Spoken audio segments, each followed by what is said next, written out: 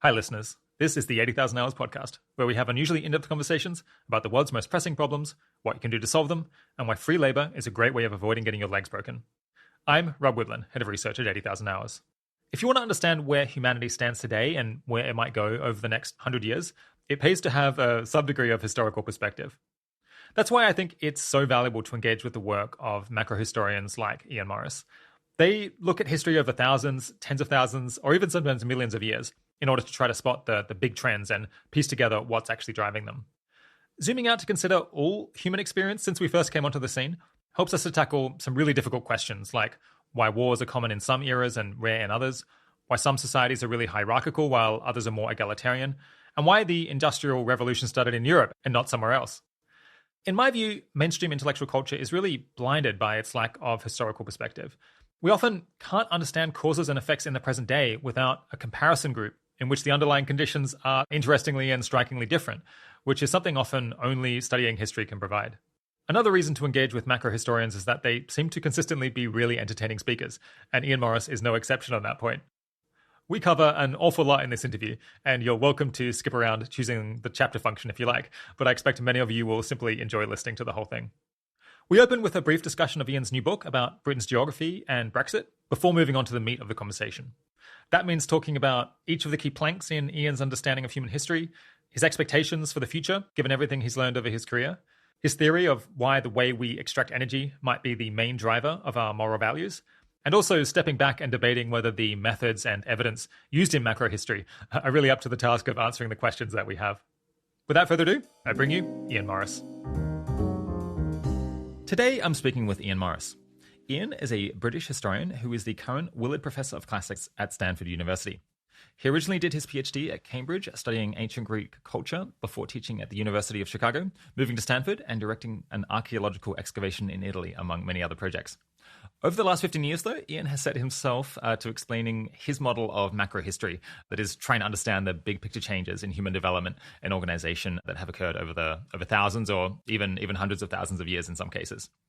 That enterprise has led him to write, in order, first, Why the West Rules for Now, the Patterns of History and What They Reveal About the Future, then The Measure of Civilization, How Social Development Decides the Fate of Nations, then War, What Is It Good For? Conflict and the Progress of Civilization from Primates to Robots, and more recently, Foragers, Farmers and Fossil Fuels, How Human Values Evolve. Several of those were real hits with the general public, and they've certainly been popular among the smartest people that I know. And not necessarily because they completely agree with all of the conclusions, but rather because they think they make a real good effort to try to answer some of the most important and most challenging big picture questions in history that most people steer clear of. Thanks for coming on the podcast, Ian. Well, thanks for having me here. I hope to talk about how contingent the course of history is and whether morality is downstream of our economic system. But first, what are you working on at the moment and why do you think it's important? Well, I've got a new book that's going to be coming out in May and June in Britain and the US. It's called Geography is Destiny. And I decided to write this book the morning after the Brexit vote. I woke up, I switched on the computer and everything and saw, they've decided to leave the European Union. And that struck me as kind of a bad idea at the time, but I wanted to try to understand why people in Britain thought this was a good idea to do it. So the way I've been working with a lot of my books is by looking at long-term historical patterns and saying, can we identify what the big long-term trends are? And then, if we can, where do they seem like they're going to be taking us in the future? And then if we can figure that out too, can we see countervailing forces that might derail them? And I've been thinking for some years, I've written all these books that you just mentioned, and they were all basically about starting at the small scale where historians and archaeologists normally work, and then scaling up and up to make it bigger and bigger to come up with global level long-term explanations. But it kept coming to me, these global scale explanations are not really worth a heck of a lot of anything unless you can also scale them back down and take them again back down to the micro level and talk about particular time places. So that's what I tried to do with this British book. And like with a lot of the books I've written, I got a heck of a lot of surprises as I was going forward doing it. And probably the biggest one was just coming to see the basic sensibleness of most of the major positions that had come up during the discussions about Brexit. That it wasn't, some people got this absolutely right and some have got it absolutely wrong. And that, once I got into it, I realized, well, that shouldn't have surprised me, because this has been what I found with all the other books too, that when you take a longer term perspective, You don't necessarily, it's not like, to understand all is to forgive all. You don't necessarily forgive people who hold opposite views, but you do start to understand where they've come from. And I realized that what had been going on in Britain in 2016, it was just the latest chapter in a 10,000-year-old argument about where Britain fit into the larger world. And so anyway, that's what I've been doing, and that book's going to be out fairly soon. I guess, yeah, what's the geographical feature that caused Brexit? I guess, at a guess, possibly the English Channel was played an important role.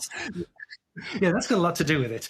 But yeah, the debate has basically been driven for 10,000 years. British Isles, it's a cluster of islands off the northwest coast of Europe. Nobody's really going to argue about that. That raises a bunch of issues. And the argument I keep coming back to throughout a lot of my books is how geography drives history. And geography sets the constraints or a lot of what happens. Geography drives history. But at the same time, history drives what geography means. And so the meaning of physical geography just keeps changing through time. And this is what you've got to understand to realize where we stand in the world today. So like the English Channel, like you mentioned, through most of Britain's history, the English Channel was more of a highway than a barrier. It was easier to move goods and people by water than it was by land. So often trade across the English Channel was much more intense than trade overland anywhere within the British Isles, unless you had access to a river, of course. And what this meant was that anybody who had access to the European side of the English Channel also had access to the English side. The Channel was not a barrier of any kind. And one of the big sort of polarities driving British history was the tension between proximity and insularity. So through most of British history, Britain is kind of off to the edge of the larger story. All of the wealth and power and innovation and inventiveness, it's all going off down to the southeast in the Mediterranean, the Middle East, India, ultimately China. And things kind of roll downhill from the south and east to the north and west, ending up in the British Isles. And all of them do eventually end up in Britain because the Channel is a highway, not a barrier. And so this is the basic geographical force that drives almost the whole of British history. But then it changes. The meaning of geography changes. But this is, on my kind of timescale, super recent event, about 500 years ago, blinking of an eye. The meaning of geography changes because two things happen. And again, this is the kind of the bigger story in the book. Geography drives history, but history determines what geography means. And what does the actual determining are these two forces. One of them, technology, and the other one, organization.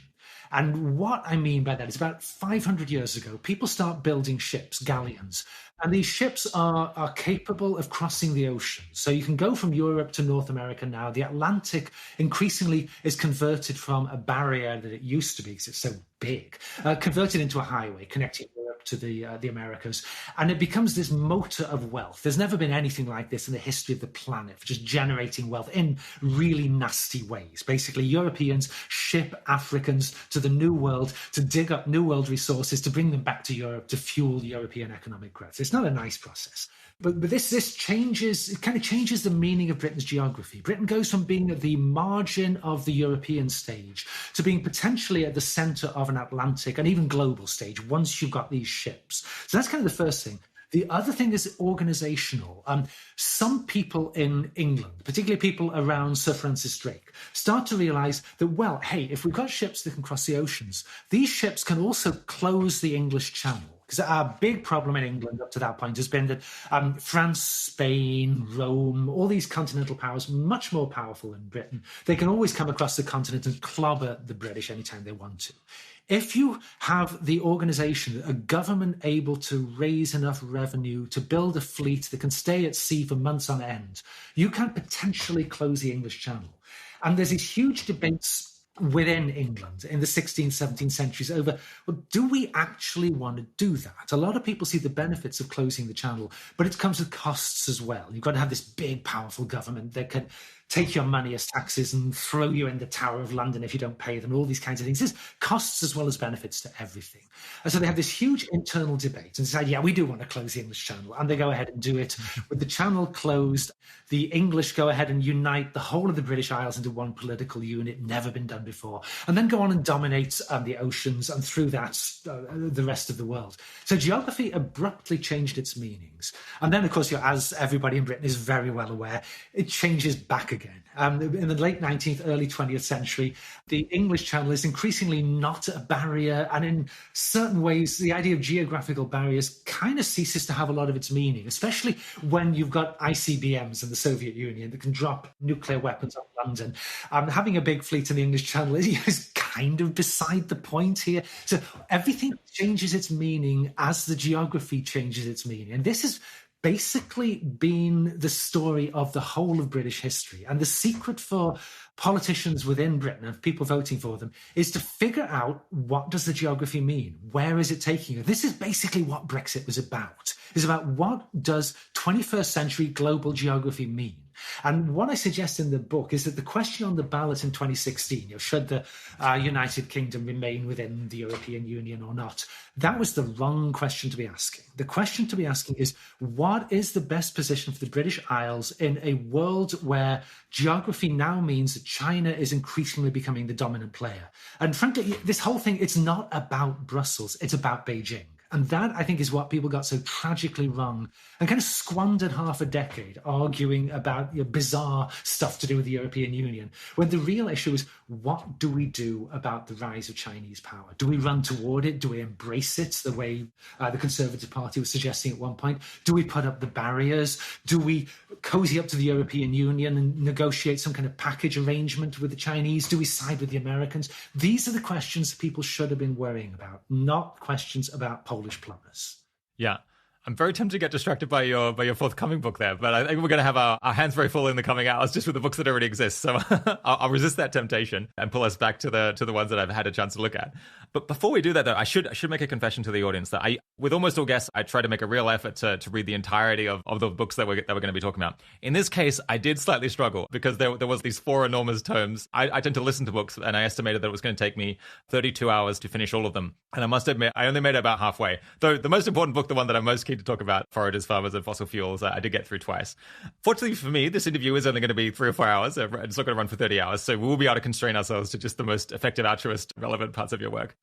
Before we get into reactions to your work and reactions to those reactions, I'd be keen for listeners to get a sense of your worldview at a kind of high level first, which I guess they've been starting to get a taste of there with your answer about Brexit. But your first book, Why the West Rules for Now, basically tries to explain why it is that Europeans ended up colonizing much of the rest of the world rather than, say, China sailing in and colonizing Europe at the end of a gun, which seems like, why wasn't that just as likely? And you try to offer an answer. Yeah, what's the reason you conclude that history went in that direction rather than the other?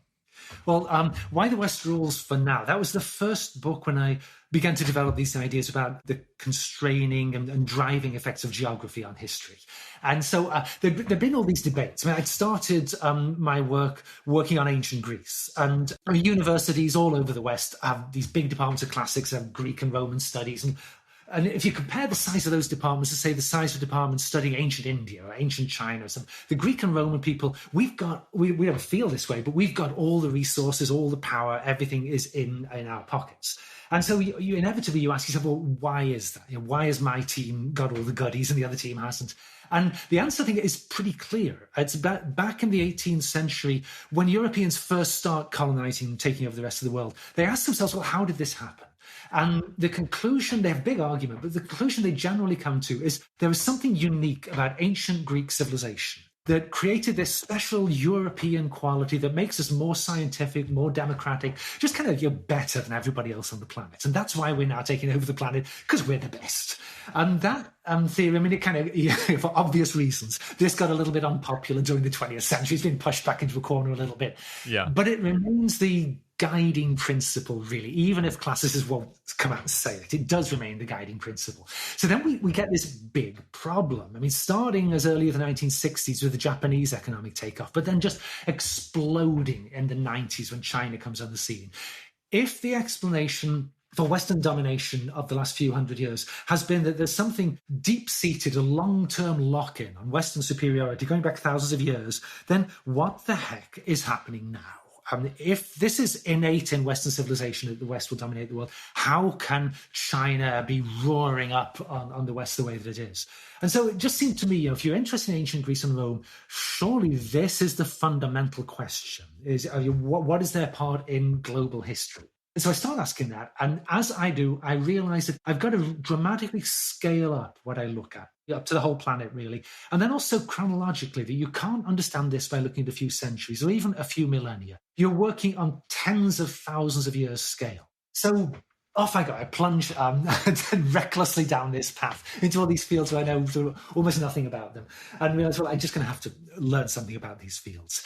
And the conclusion I came to, after spending several years thinking about this, was that there's a geographical pattern going back to the end of the last ice age, really, depending on where you draw the line, somewhere between 10 and 15,000 years ago, where the first part of the world to have an agricultural revolution and to generate vastly more energy and power than anywhere else in the world is the western end of Eurasia, what we would now call the Middle East. And then from there, that agricultural revolution, things kind of spread out. The Mediterranean basin gets drawn in. Centers of wealth and power migrate from the Middle East into the Mediterranean with Greeks and Romans. Meanwhile, there's independent agricultural revolutions happening in China, India, Mexico, Peru, several other parts of the world as well.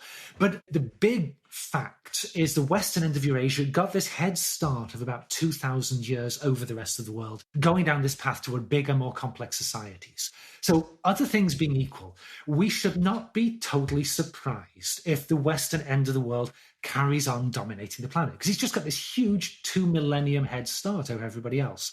But once you get into the details, you realize, well, other things were not equal. And that, again, is one of the big rules of history. Other things are never equal. So other things were not equal. And if it's simply that the West got this head start all these thousands of years ago, then the West should stay ahead of everybody else throughout history. Doesn't happen, though. Round about the 5th, 6th centuries AD, CE, Eastern social development, I tried to calculate who's ahead, who's behind, developed this index of social development, I called it, kind of just a way of quantifying how well different parts of the world, how well they're doing it, basically mastering their environment, getting what they want out of the world. There's all kinds of interesting questions connected with trying to work this out, but this is what I felt I needed to do. So I got this social development index. Why is it that China catches up on the index around about 1,500 years ago? And then the West roars back and overtakes China again in the late 18th century. So the story is a bit more complicated than it looks at first grasp, and you've got to understand the whole story right from the beginning if you're really going to have answers to this question. And so that's kind of what got me down this global history path. And once I started looking down that particular way of thinking about the world, while the particularized local histories I still find just fascinating, obsessively interesting, it's these big global questions, I think, that are the real problems that we ought to be trying to tackle. Yeah. So one of the problems with the, deep cultural roots theory for Western dominance is that it does seem like China was kind of as sophisticated, in some ways more sophisticated than Europe, in 1600, maybe 1700 as well. And so then you're like, why did Europe suddenly take off and just blast ahead in 1800 when it's not even obvious that, like, just before that it was doing so much better? It seems like there has to be some more proximal explanation for what happened. Do you want to explain what your suggested explanation for that is? Yeah, well, like the big thing that I realized while I was writing that book, Why the West Rules for Now, which I had not grasped this entirely when I started the book, was the way that geography drives the story. But geography is a complicated thing. It's like you say, geography drives history. Anybody who studied history will kind of give you a funny look at that point, because they, having read a lot of history, it's a complicated thing. There's stuff going on all over the place. Trends are constantly reversed. How could it possibly be that there's a one-word answer to this question, why the West rules for now? Answer, geography. The reason there's a one-word answer is that word is quite complicated itself. Geography is multiple things. And the physical geography, the physical geography of the world we're in now, constantly changing, although it hasn't changed spectacularly since about 6,000 BC. Things are basically settling down after the Ice Age at that point. So the basic forms of physical geography have stayed more or less the same for 7,000 to 8,000 years. But what has not stayed the same is the meanings of this geography. And this, again, obviously a theme running through all of my work, trying to understand how the relationship between geography, sort of deep forces like that, and the agency of individual humans and the particularities of culture, how these interact. And in this particular case, you're thinking about Eastern and Western Eurasia over the last 15,000 years. I think the big issues here are that the agricultural revolution, for geographical reasons, that happened first at the western end of Eurasia. It happened there because that, for geographical reasons, was where the wild precursors of wheat and barley and cattle and sheep and goats, all of these enormously important species of plants and animals, their wild precursors had all evolved in the Middle East. Geography is really unfair. So, other things being equal, which of course they're not, but if they were, it would stand to reason that people in the Middle East would be the first ones to discover the secret of domestication, of basically taming the wild world to serve human purposes. And that's exactly what happens. Not because Middle Easterners are cleverer than anybody else. It's because geography stacked the deck so that they would almost certainly have the first agricultural revolution. Then Chinese, Mexicans, they all have their agricultural revolutions later on. But having had that agricultural revolution, what that then does is change the direction that history is heading in, the way societies are developing. And one of the big things I think to understand about long-term history is the way that it's a feedback process between the environment and human activity. So that as geography changes what people in the Middle East are doing, that then feeds back into what that geography means. And so you look at the long-term story, all kinds of complicated things going on. But the one that's most relevant, I think, for our story is the way that by the 15th century, geography, it's beginning to collapse. People are beginning to be able to travel much, much longer distances. And it's a sort of ironical story in a lot of ways, which I think a lot of what happens in history is ironical and paradoxical. The big breakthroughs in the collapse of space and the conquest of distance, they're made by China. Because by the 12th century, China has emerged. China is now the great intellectual economic center on the planet. Chinese have all these phenomenal breakthroughs with magnetic compasses, ships with watertight compartments within them. They build the first dry docks. They do extraordinary things in navigation. They build these great big ships. But one of the consequences of rising social development is larger and larger intellectual networks. So, of course, everybody else finds out about what the Chinese are doing. Arab sailors in the Indian Ocean pick up on a lot of these ideas. The ideas get to the Mediterranean. There's a little bit of debate over whether Europeans actually invented some of these things independently. I tend to think they didn't. So it does all actually come from the East.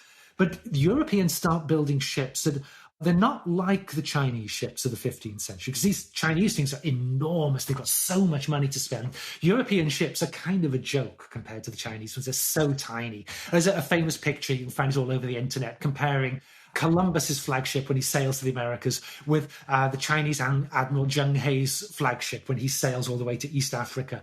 And you can barely see Columbus's ship. It's so tiny. But the Europeans, whether themselves or copying ultimately Eastern ideas, they get these ideas of how to build these ships that can cross oceans. And so they've got some of the same ideas now as the Chinese. But of course, Europe is not China. It's a different place. In China, if you build an ocean-going ship and set sail across the Pacific, well, it can be done. We know it can be done. But it's really unlikely that you will do it. You are almost certainly going to end up at the bottom of the Pacific Ocean. It's an enormous distance. It's just so far. Yeah, so it's 8,000 miles. And getting back again is very difficult because of the winds and tides. It could be done, but it's why the heck would you? No sane person is going to launch voyages to do that. Whereas in Europe, to get to the Americas is actually not very difficult at all. Once you've got these ships that can do this, 3,000 miles, dramatically shorter. The winds and the tides are kind of obliging if you set sail from Iberia. They're kind of obliging for taking you to the Caribbean. And in fact, among the first people to discover, quotation marks, the Americas, is this guy who wasn't even trying to go to America. He's trying to get to India. But the only way you can get to India in a ship from Europe is when you're trying to go down the west coast of Africa, you have to swing way out into the Atlantic Ocean, because otherwise you're facing these headwinds coming north up the African coast. You just can't get down to the Cape. So you swing way the heck out into the Atlantic. And if you're a little bit unlucky or a little bit incompetent, you run into Brazil. And this is what this guy Cabral does in 1500. He runs into Brazil. And he, like everyone else, is convinced it's not Brazil. He thinks it's Asia. They all think they've gone to Asia. Like Columbus and John Cabot, all these guys, they all think they've gone to Asia. But then Cabral does this. He starts thinking about this. And he says, this can't be right. And this is other guy, Amerigo Vespucci, is on one of these ships. He's saying, this can't be right. This cannot be Asia. And everybody told Columbus, you can't get to Asia. It's just too damn far to get to Asia. So it's it's kind of difficult not to run into the Americas. And so the Europeans discover the Americas, and that is what catapults Europe to the front in development, partly because of all the resources is unleashed. But you asked me about the intellectual side of this, China having all these ideas and stuff, and more than the Europeans in 1500, 1600. What happens here is that the discovery of the Americas, the discovery of this North Atlantic highway to the rest of the planet, this thrusts a new set of questions onto Europeans, gives them an importance that they don't have anywhere else in the world. And around 1500, if you'd asked, if you were the famous alien from another world, and you come to Earth and said, who is going to develop calculus first? Is it going to be an argument between Newton and Leibniz? Or is it going to be Chinese mathematicians? You probably would have given the Chinese at least equal odds with the Europeans. But the thing is, the Europeans have got a lot more reason to solve a lot of these mathematical questions. If they can figure out how the winds and the tides actually move and what the principles are guiding the movement of the stars in the sky so you can navigate by them better, the potential for wealth is limitless. And, Newton and these guys, they're not doing this to get rich. They're serious scholars pursuing it for the sake of knowledge. But they can get funding in Europe, which they can't always get in other parts of the world. And also, more to the point, what the Europeans, not all of them, but some of them start doing is saying, we don't like guys like Isaac Newton, like the royal family in Britain. They weren't thrilled about this guy. He's weird. All these academics are weird. They believe weird stuff. He's got weird ideas about religion. Technically, he shouldn't really be allowed to be in charge of any of these institutions because he's not 100% Church of England guy. So we should be shutting him out. But we're not going to shut him out because it's worthwhile taking that risk on these eccentric academics saying stuff we don't like, because the potential payoff from these guys is so enormous. And some of the academics themselves see this. Galileo goes down to the shipyard. He talks to guys who make guns and ships because he says, understanding this is what my science is ultimately all about. And that, I would say, that's the number one reason for why Europe has a scientific revolution, not China. Not because the Europeans are more scientifically minded or cleverer than the Chinese. It's that geography changes its meaning. New questions are on the table, new incentives to solve these problems. And it just turns out, although no one at the time could possibly have predicted this, that the questions that are put onto the European table, these are the ones that turn out to have this huge payoff across the 18th and 19th centuries. Whereas the questions the Chinese are trying to answer, these are not ones that turn out over the next 200 years to be the important ones. I think that is one of the big things, thinking about how you can use history to think about the future, is that you never in the present know what the big questions are going to be 100 years from now. Because how could you possibly know? Yeah. If we knew what was going to happen, it wouldn't be called research. Yeah. Exactly. Yeah. This has actually taken us through a substantial part of your second book, The Measure of Civilization, where you kind of looked over the last 15,000 years and tried to figure out, how developed the eastern and western ends of Eurasia were at each point in time, and so which was in the lead civilizationally in some sense. Moving on to your third book, though, War, What Is It Good For? You argue there that kind of contrary to common sense and perhaps common decency, a lot of wars in the past actually reduced the number of people dying violently on net. Though, of course, there are other wars that had kind of the reverse effect and increased violent death a great deal. Can you quickly explain how it is that war and violence between states can be violence reducing? Yeah, it sounds like a weird kind of thing. But when I started working on the long-term historical problems, one of the things I realized more and more, as the further I got into it, was how much my research, the principles guiding it, how much they were coming to resemble the way biological evolutionists worked. I mean, I haven't become a biologist, like I'm not crawling around on my belly studying ants in the desert or anything like that, but the principles guiding it was starting to resemble evolutionary principles.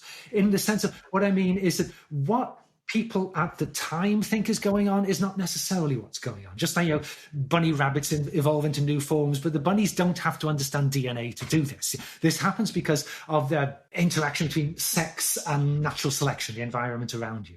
And realizing that was kind of the principle driving what was happening in history. And this idea that geography drives history, but history drives what geography means. This is very similar to what biologists mean when they talk about an idea they call niche construction theory, which is that, like, say the environment changes. it changes the pressures of natural selection that are being exerted on an animal's reproduction.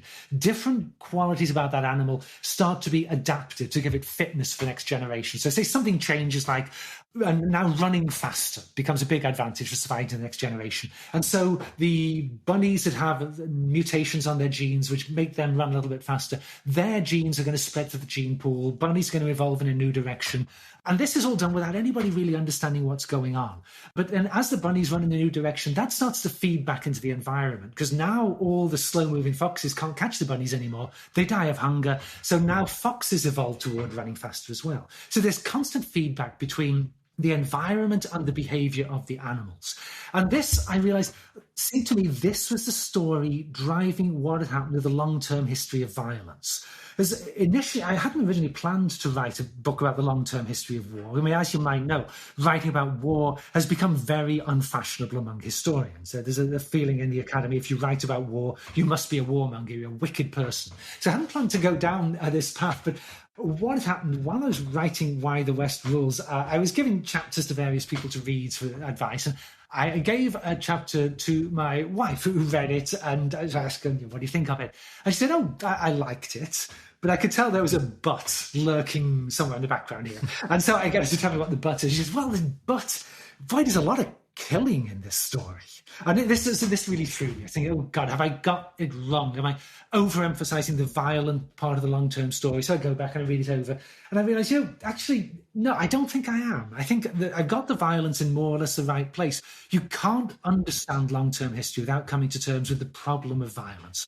Why have the attempts to resolve so many of our problems in history been through recourse to violence? And the minute I realized that, I realized I gotta write something about this. This is one of the burning questions of our age. Now, what made it more burning was I start reading around in the literature on long-term history of violence and realize there's something profoundly weird about the human animal. Because lots of species of animals have evolved in directions that make them less likely to use violence. They change into new kinds of animals. And chimpanzees are the ones we know most about. Chimpanzees and this sort of sub-kind, the bonobo chimpanzees, both evolved from a shared ancestor. Chimpanzees have turned into very violent animals. Bonobos turned into extremely, well, they are a bit violent, but compared to chimps, very non-violent animals. And journalists often call them like the hippie chimps, the make love, not war chimps, because they, rather than fighting each other, they resort to group sex. It is quite extraordinary what they get up to. But so this sort of goes on all the time. Environmental pressures push your biological evolution toward more or less violence, more different kinds of violence. Humans, we have not changed biologically all that much in the last 10,000 years. And yet the evidence strongly suggests, although there are people who dispute this, but the evidence seems to strongly suggest that our rates of violent death have come down by 90% since the Stone Age. If you lived in the Stone Age, you would have been 10 times likelier to die violently than you are now, which is kind of hard to get your mind around. And actually, the New York Times had a big feature on this just last week, trying to explain to people how this can possibly be when we're seeing about stuff like the war in Ukraine on the news all the time, how it could possibly be that this is the case. But it does seem to be the case. We are the only animal in the history of the world that's evolved to be able to change our own culture through our acts of will. And one of the things we've done is our cultures have evolved toward generally using less violence, and that has dramatically reduced the amount of violence in the world. And so your question, well, how can war drive there being less war? Well, you look at the long-term history, ask yourself, well, what is driving this decline in the use of violence? Overwhelmingly, again, all these things are debated. Everybody's had a different theory. Seem to me overwhelming. The big force driving down rates of violent death is the creation of governments, powerful governments that can provide incentives to people not to use violence. And this is not an original idea. A lot of your listeners, I'm sure, will immediately recognize that Thomas Hobbes floated more or less this idea in the 17th century. And I think Hobbes basically got it right. This has been the driver overwhelmingly driving down the rates of violent death. Governments, so if you want to put it bluntly, say governments scare their people straight. And why do governments do this? It's not because governments are all run by saints, far from it. I mean, the people who create the governments are the masters of violence, the people who are really, really good at using force. What the government does is says, I want you to shut up and go out there and plow your fields and pay your taxes. I do not want you killing your family, burning down your neighbor's farm and stealing all his crops and not paying taxes. This is kind of the recurring theme. And so if you go and burn your neighbor's farm down, I'm going to come down there with way more force that you can muster. I'm going to murder you. I'm going to sell your family into slavery. I'm going to desolate your farm so that no one will ever live there again. That's the offer I am making you. And people generally say, and it's a strong offer. Yeah, when you put it like that. So this is what governments do. And our own governments, they don't say it quite so bluntly, but this is what it's about. Ultimately, men with guns will come to your house and kill you if you don't do what the government says. And the way this works, where do these governments come from? The governments come from violence. The governments come from people using force to set themselves up above everybody else and then say, I alone have the legitimate right to use violence within this territory. It's a kind of nasty way to think about history. I think you have to focus on the nasty stuff sometimes. It's like we are the ultimate beneficiaries of a really, really long history of violence. And as people in the past used violence and created these larger governments, they changed the environment in which we live and made it into one where using violence on a casual basis becomes less and less profitable, drives the violence down. So, I mean, it sounds like a paradoxical idea that force has created these institutions which then leads to there being less force. But to any evolutionists, they'll say, well, yes, of course, that's how evolution works. Yeah, exactly. So basically, there are particular times in history where you get kind of an agglomeration of a massive empire, like the Roman Empire, for example, which is formed through absolutely brutal violence that we could never stomach. And yet, once the Roman Empire is formed, once people are like subject to this Leviathan, to this immensely powerful government, that government, in the interests of maintaining the empire and raising the taxes and having a powerful army to defend itself and go and conquer other groups, strongly prevents quarreling between people within the empire and even nobility within the empire who typically tend to feud an awful lot and kill one another terribly frequently when there isn't an emperor and a strong military to stop them. And so those you call those kind of constructive wars or productive wars where kind of an empire and a strong government is formed. Of course, there's lots of other wars where empires fall apart, and there you get not only the immediate death and destruction caused by the war, but then also the loss of order afterwards, which results in kind of a double blow, where people are both dying during the war and then afterwards as a result of the political consequences. But yeah, it's a very interesting way of looking at things. And you also point out that there's kind of a long-term trend towards stronger states, larger states, and their ability to suppress violence internally, which I guess we see today, where the formation of Great Britain was an extremely violent process that I'm very glad I didn't have to live through. But now the island that I live on doesn't have an awful lot of murder. I'm going to walk home tonight and I'm not going to be too worried about getting stabbed. Slightly, but a lot less than I would have in the 16th century. Yeah, no, I think that's exactly right. But I think the key thing here, in what you were just saying, you mentioned the Roman Empire being formed through levels of violence that we could never tolerate today, could not stomach this kind of thing today. And I think that's absolutely right. And because this is one of the great things about the world that we live in, that on the whole, it's so much more peaceful than in any earlier time of history.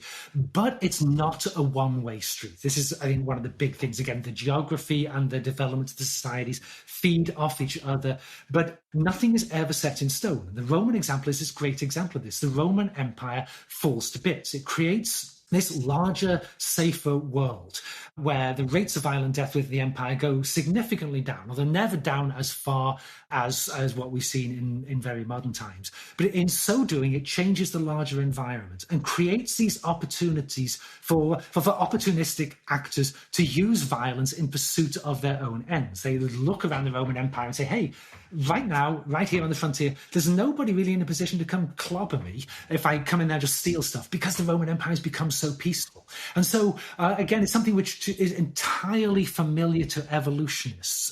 This idea that as the whole system evolves, it changes the costs and benefits within this. Well, they often talk about it in terms of game theory, within the game that all the individual actors are playing. And it may be for long periods, your reproductive success will be highest if you become, well, what evolutionists would call a dove, a non-violent actor. But the more non-violent everybody else becomes, the more opportunities there are for a clever hawk, a clever violent actor to step into this situation and score some quick wins. And of course, you run a risk then of provoking everybody else to turn on you. And a lot of social scientists looked at the rise of Adolf Hitler in precisely this way. The Western European powers after the First World War make it very clear that the attitude of their governments is never again. We will never repeat the horror of the Somme again. And so basically, a scumbag like Hitler can look at this and say, oh, opportunities for me. And then you can act forcefully, like he does, annexes the Rhineland, moves into the Sudetenland. And if you're a really clever player, you can cash out and maximize. And of course, if you're a complete crackpot, you're not going to do that. You're going to keep going until the weight of the entire planet comes down onto you, which is what happened to Adolf Hitler. So it's like, nothing is written in stone. There's no guarantees of any outcome. Yeah. This theory might raise some eyebrows among the listeners, but we'll try to come back to some of those doubts that people might have later on in the conversation. Something that this isn't about a book specifically, but something kind of you regularly talk about in your books is that you think history shows that the future could be very different than the present, but also that the future is extremely hard to predict and the human enterprise, for better or worse, faces a very substantial risk of both becoming a lot better or completely falling apart. Can you briefly say something about kind of your expectations for the future, like the scenarios that seem plausible to you? Yeah. Well, when I was writing Why the West Rules for Now, it occurred to me as I was doing this, I developed this index of social development I was talking about. This is a way of measuring how different societies, how effective they were at kind of imposing their will on the world, getting stuff from the world. And it traced Eastern and Western development over time, and the way both Eastern and Western development had just exploded since about 1800. But Western development had started doing this slightly earlier and had done it much faster to begin with. And so the West had really leapt ahead, and in the 19th and 20th centuries had come to dominate much of the planet in ways that had never been seen before. And this was all kind of cool and fun to do, and I enjoyed it very much. But then it occurred to me at one point, well, could we not project these trends forward and ask ourselves, again, other things being equal, which we know they never are in history, other things being equal, what will happen over the coming 100 years if Eastern and Western development continue increasing at the same rates they have been doing across the last 100 years? And so I do this, I get out my calculator and do the math, and discover the Eastern and Western lines. After the Western development score started pulling ahead so quickly, the Eastern development score is now gaining on it. And they will cross each other. And in a slightly tongue-in-cheek calculation, I was able to compute this down to the exact year in which the lines will cross each other. Fantastic prediction, by the way. They will cross each other in the year 2103. And that the reason this is such a great prediction is it does the two things predictions must always do. Firstly, it's precise. So we get to 2104, and Eastern development has not yet caught up with Western. You'll know I was wrong. You will not invite me back on the podcast. On the other hand, in the year 2104, I'm dead. Any good prediction must play out after the author is dead. This is one of the great secrets of predicting.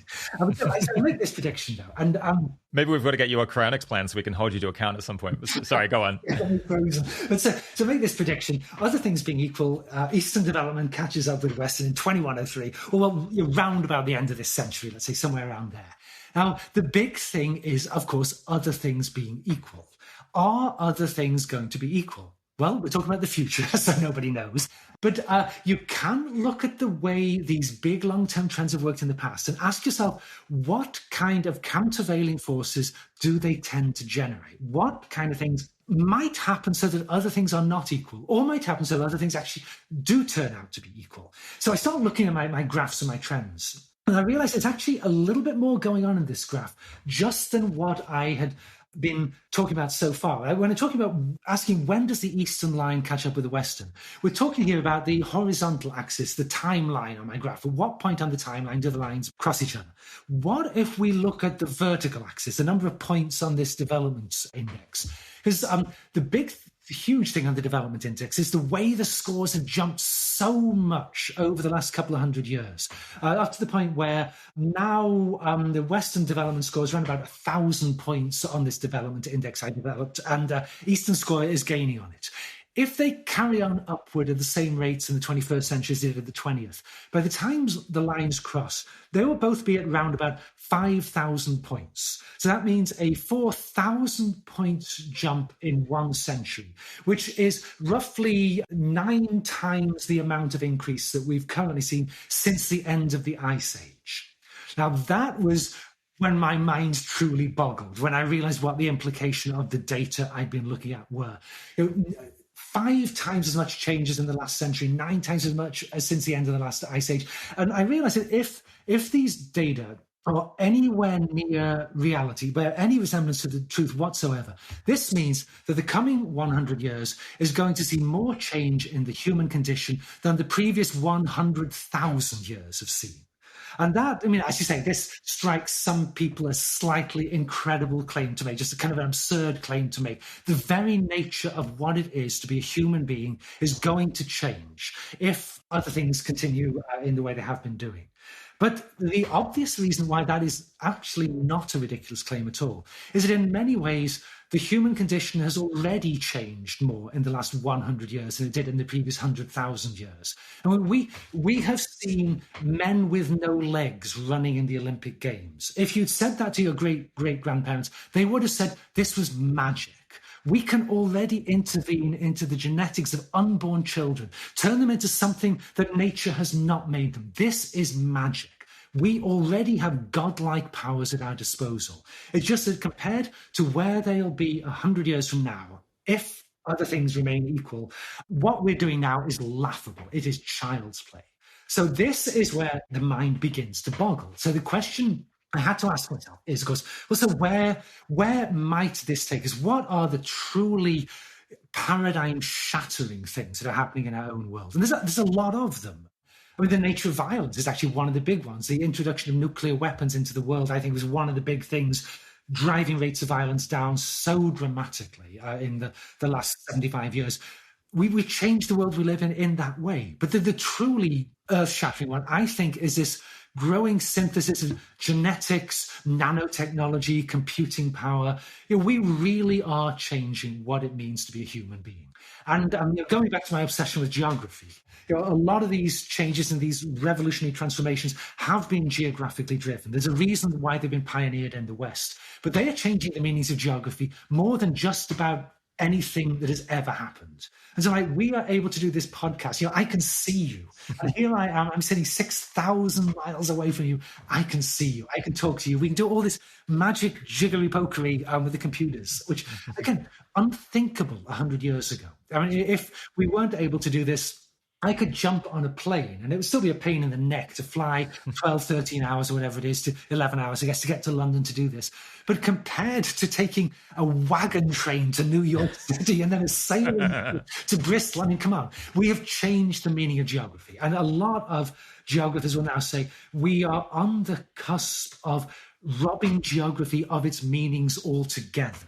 And this is where the thing just gets absolutely mind-boggling. I wrote this book, Why the West Rules for Now. The answer to the question is geography explains it, geography and its interaction with human development. But if I'm right about this stuff, then the question itself will cease to have meaning. I mean, what is it even going to mean to talk about East and West if we are entering a world where our consciousnesses will all be beamed up to the great database in the sky, and we're going to be merged into one giant thinking organism that has trillions of times the cognitive power of all of the humans in the world today combined? We've gone beyond Star Trek. These questions are going to cease to have meaning if that's what's happening. Yeah. That is the great question. Do we play out the 5,000 points trend, or do we play out the 0 points trend, which I think is the other alternative? The big conclusion I came to is that no middle path is really possible here. We don't get to have a future where it's kind of like the present, but a bit shinier and a bit faster and stuff works better. That is not an option. Yeah. Yeah, I have relatively radical views of how the future could go, including, like you're saying, like maybe in the future, people will live on the cloud. We'll all be, we'll have our brains uploaded and life will be completely unrecognizable. Or alternatively, we could all be completely destroyed in some absolute catastrophe that literally eliminates the species that we're a part of. Now, some people have an intuitive skepticism to that. They're like, these are outrageous claims. These are incredible claims. And I think for some people, the reason that they're so skeptical isn't so much that they haven't thought that much about the future. I think it's in part that they haven't spent a lot of time studying deep history. Because to me, saying that like we could go extinct and everything could collapse, or everything could completely change and be very unrecognizable, isn't an outrageous claim. Because all I'm saying is that things that have already happened in the past might happen again in future. It's like you look at the past, you say, well, you just see this like constant series of like amazing things happening, the Roman Empire, and then it all just falls apart. And so you're like, well, at least like collapse seems like it's a possible option because it's happened so many times before. And you're also thinking, well, couldn't information technology, couldn't AI, couldn't genetic engineering completely revolutionize the human experience, because the Industrial Revolution already has revolutionized the human experience so much. Like this would just be a repeat of an event that is completely precedented.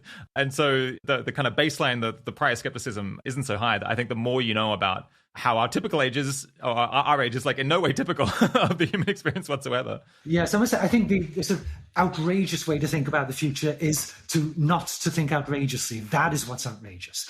Everything that we've been living through for 200 years now suggests that one way or another, we're going to see changes that we cannot even begin to imagine. And again, like you said, I think the obvious way to think about this is to think back and look at how people in the 18th century looked to the future. They had no idea that anything like what we're living through is going to happen. I went through this phase. I got obsessed with reading classic science fiction, like Jules Verne, H.G. Wells. So what did futurists of 100 years ago see and get right, and what did they see and get wrong? And often they get an awful lot of stuff right, but what they don't see, because there's really no way to see, was not like going to the moon and this kind of thing, because that's just a projection forward of current trends, further, faster travel. Yeah, that was already happening. What they don't see is that there can be something like the internet, or that we can get inside the gene and change these sorts of things. Those are absolutely unseeable. And the really bad outcomes, there's nothing outrageous about suggesting we go extinct. 99.99% of all the species of animals and plants that have ever existed have gone extinct. So if you think we are not going to go extinct, I think you're living in a fantasy world. We're going to go extinct. The question is, what are the conditions under which we go extinct? And in my books, I started talking about this as the nightfall versus singularity choice. And the singularity is a term that got popularized by thinkers here in Silicon Valley for a point, and they would all say in the very near future, where we brilliant technologists are being so brilliant that change starts to happen at a speed that basically becomes instantaneous. Everything changes into everything else infinitely fast, and we get launched forward into this all living on the giant database in the sky kind of scenario. That is the singularity. The nightfall scenario, I took that name from one of the best science fiction stories ever written by Isaac Asimov, and I'm sure many of your listeners will know this. I've read it, yeah. Yes, it's a classic. But basically, every 10,000 years or so, this planet goes mad. Everybody completely destroys civilization, burns it down. They start up again from zero. Actually, one of the good news things about studying long-term history is we never go back to zero. In the past, at least, we've never gone back to zero. The bad news thing, though, is that, continue with the bad news for a moment. The bad news in the past is that every time there's been a major shift in the distribution of wealth and power in the world, like the one we're living through now, the shift from west to east, it's always been accompanied by massive violence. Without exception, massive violence.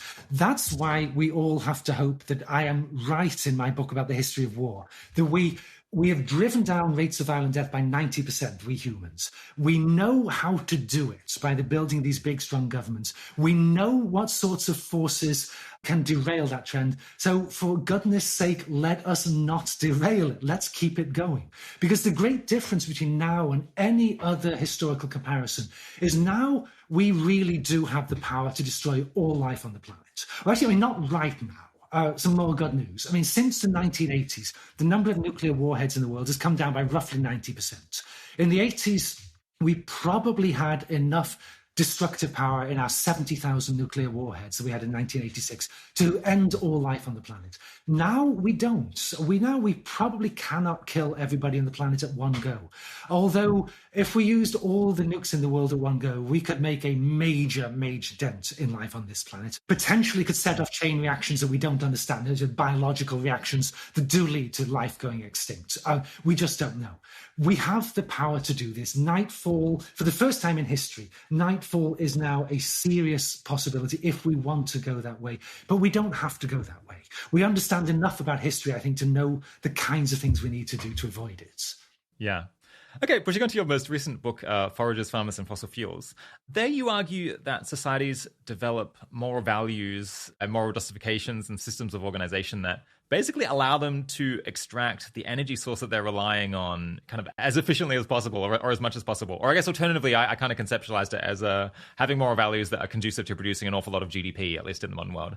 So on this view, kind of our economic base has more influence on our moral thinking than might be immediately obvious, and perhaps our moral thinking has less influence on the economy than it might seem. Yeah, can you flesh out that idea a bit? Yeah, I'd say it is. I think a bit more to it than that. Again, it comes out of this thing about thinking about history biologically, and so I was invited to go and do the Tanner Lectures in Human Values at Princeton University, which is run by the Center for the Study of Human Ethics. And this is a big deal, a big honor within academia. So I couldn't really say no to it. But I was a bit alarmed when they invited me because I'd never written anything about ethics in my life. So what should I say? And so then I realized, start thinking, why did they invite me? And I realized because, they invited me precisely because of the kind of work I'd been doing. That as I turned toward world history and started thinking about history in more evolutionary terms, my explanations became very materialistic. I saw increasingly big forces like geography are so very, very important in driving this story. And some historians were kind of horrified by this. They said, this is writing human agency out of the story. And so this was why they'd invited me, precisely because I was saying things which were kind of fundamentally opposed to a lot of the work that these ethicists are doing. So I thought, I need to think systematically about what the implications of my work are for discussions of human values and why we are the way we are. And the thing that strikes me most about human values is how variable they are.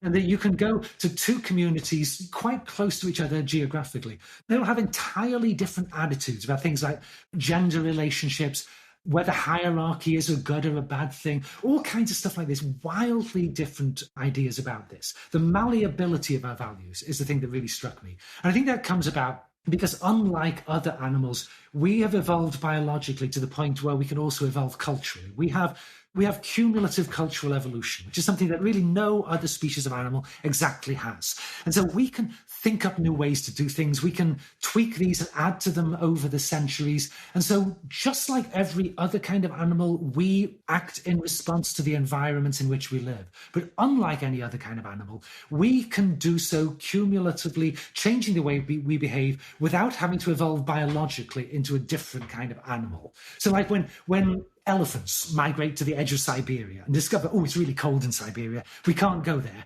They stop until they evolve biologically into animals that are hairy, woolly mammoths, which of course they eventually do, and in they go, and they live there very successfully. We, on the other hand, humans migrate and spread to the edge of Siberia. They say, it's really cold there.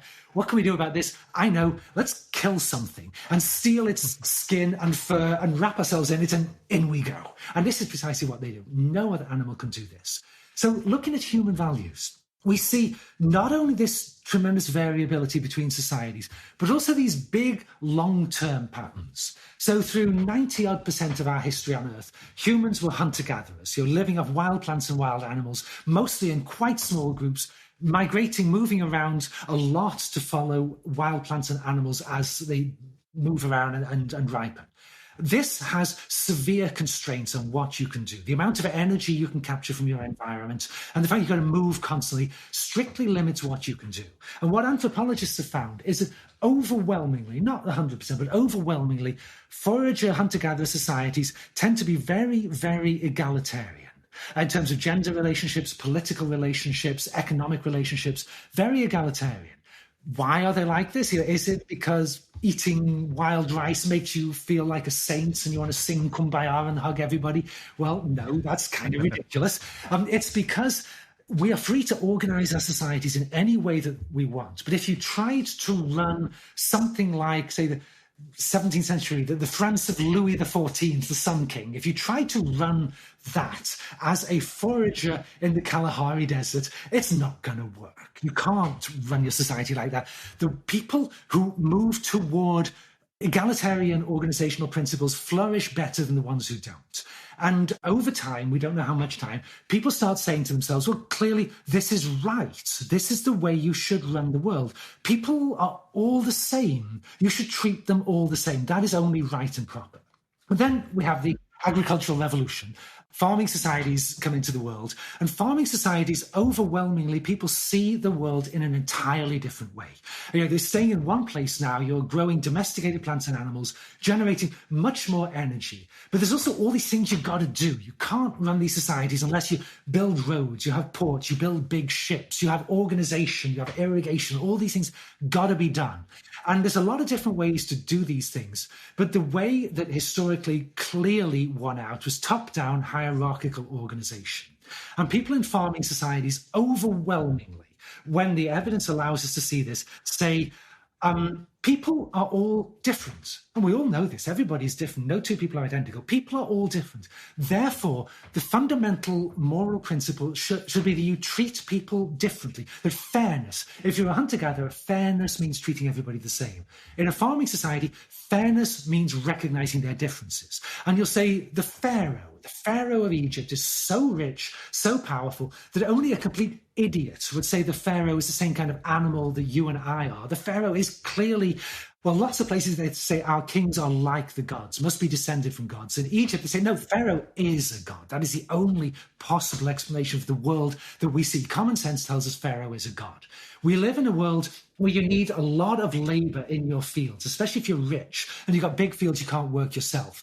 But we also live in a world where it's hard to generate enough surplus from agriculture to pay wages that are going to attract free laborers to come and work for you.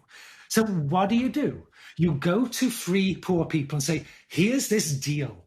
Come and work for me, or I will break your legs. How about that for a deal? Free people tend to say, yeah, okay, if those really are the alternatives.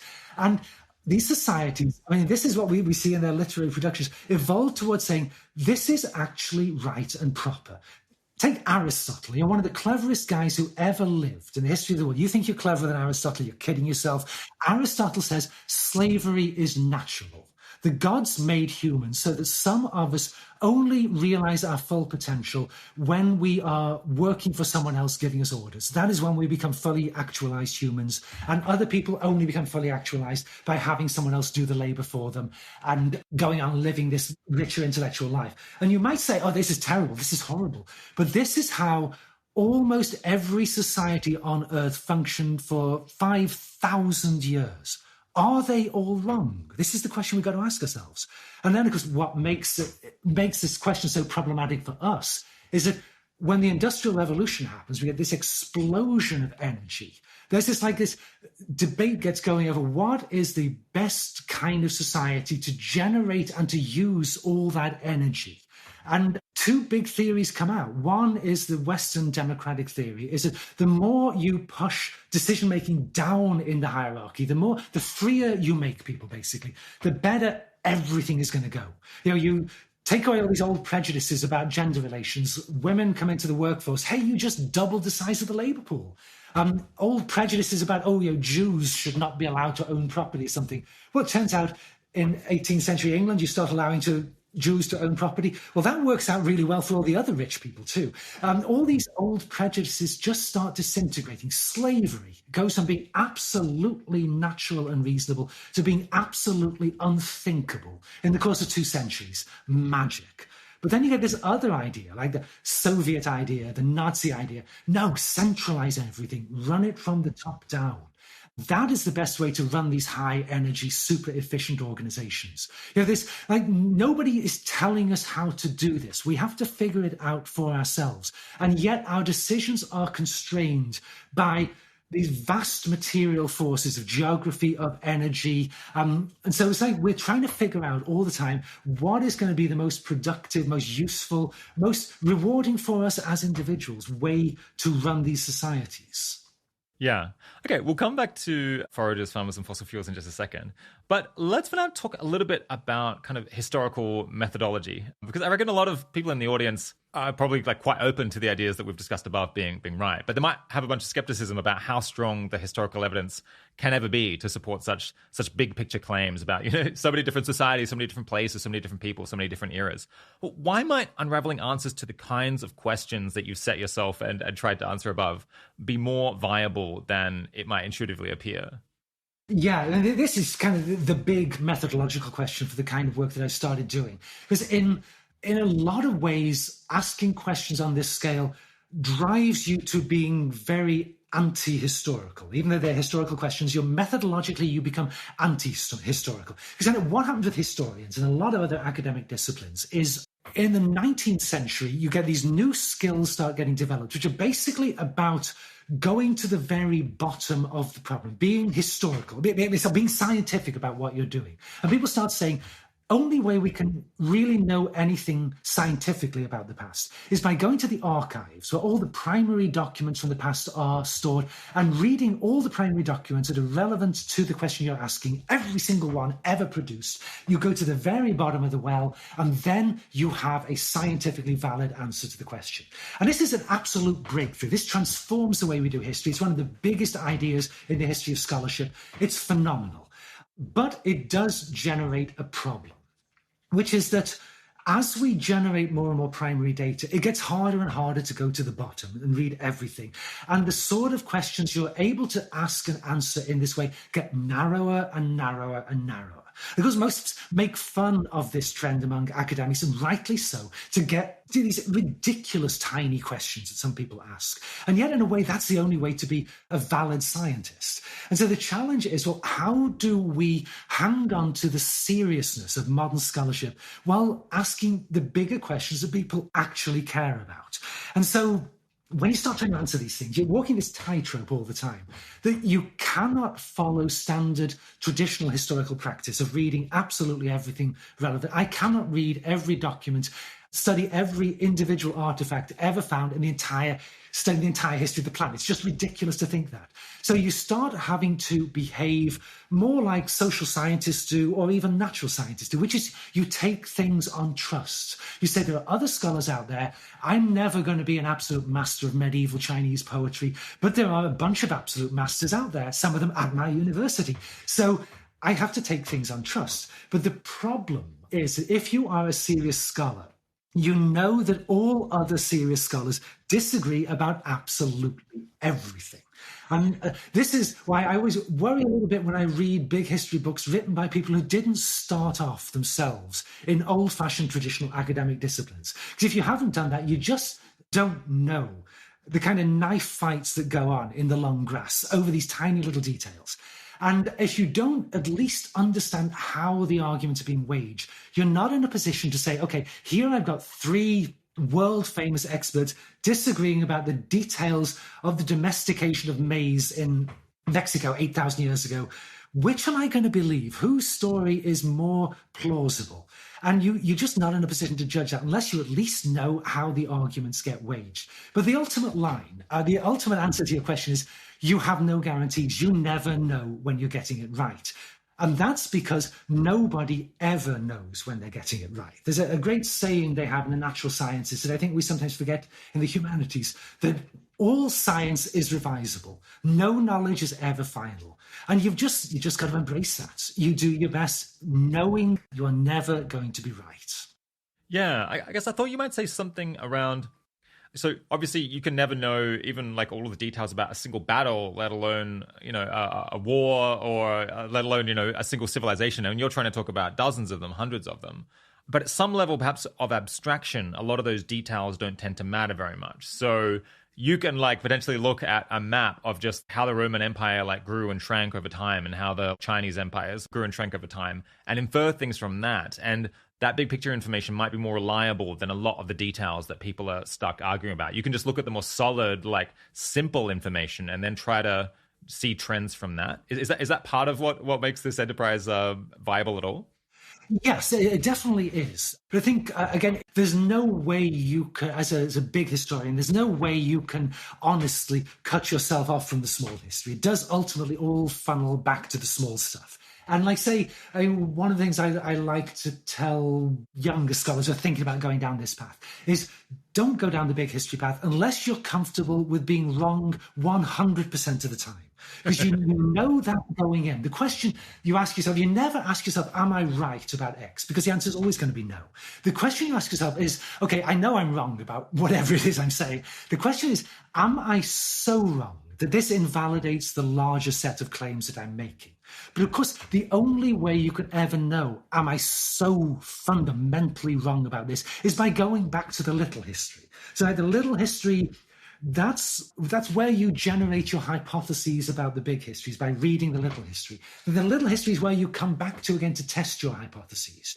And so I was actually just wrote a paper about this for the journal Evolutionary Psychology. I had this special feature on why evolutionary thinking has not been more successful in humanistic fields.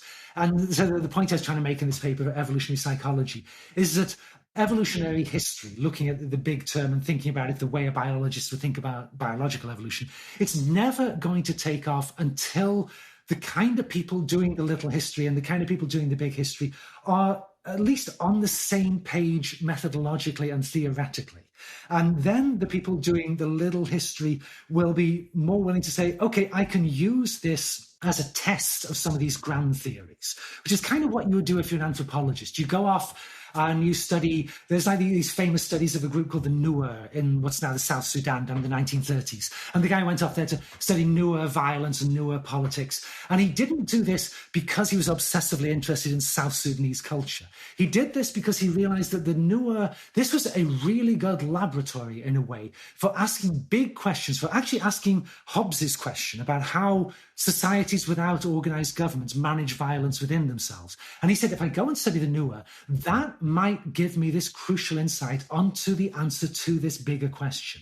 And I think one of the difficulties we have with big history at the moment is not enough people who are primarily working at the small scale want to use the small scale to try to answer the big questions, or at least to nuance and clarify the big questions. There is this sort of us and them attitude of people saying, like say Steve Pinker, the evolutionary psychologist, writes this book, Better Angels About Nature, about the decline of violence. The general response to that among humanists has been to tear it down rather than to say, well, can we test it?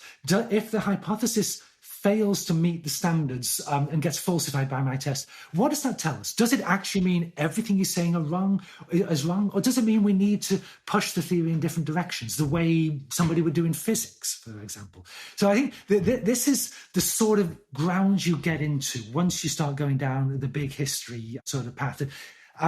It's not just a matter of have you accounted for all the details anymore. Things begin to get much more complicated. Yes. People are often kind of skeptical that we can figure out the causes and effects of different things that are going on around us right now. Like who won elections and why? Like why did people's views about this or that policy issue change? Why did Russia invade Ukraine? People having, stand-up fights about that kind of thing as it's going on. It seems like it should be much, much harder to explain things in the past, given that we have, just scattershot artifacts sometimes small amounts of written evidence from biased sources, and sometimes no written sources whatsoever. Yeah, what can you say about how that isn't quite as fatal a flaw in the enterprise as it might seem? Yeah, well, the kind of questions you ask does matter a lot here.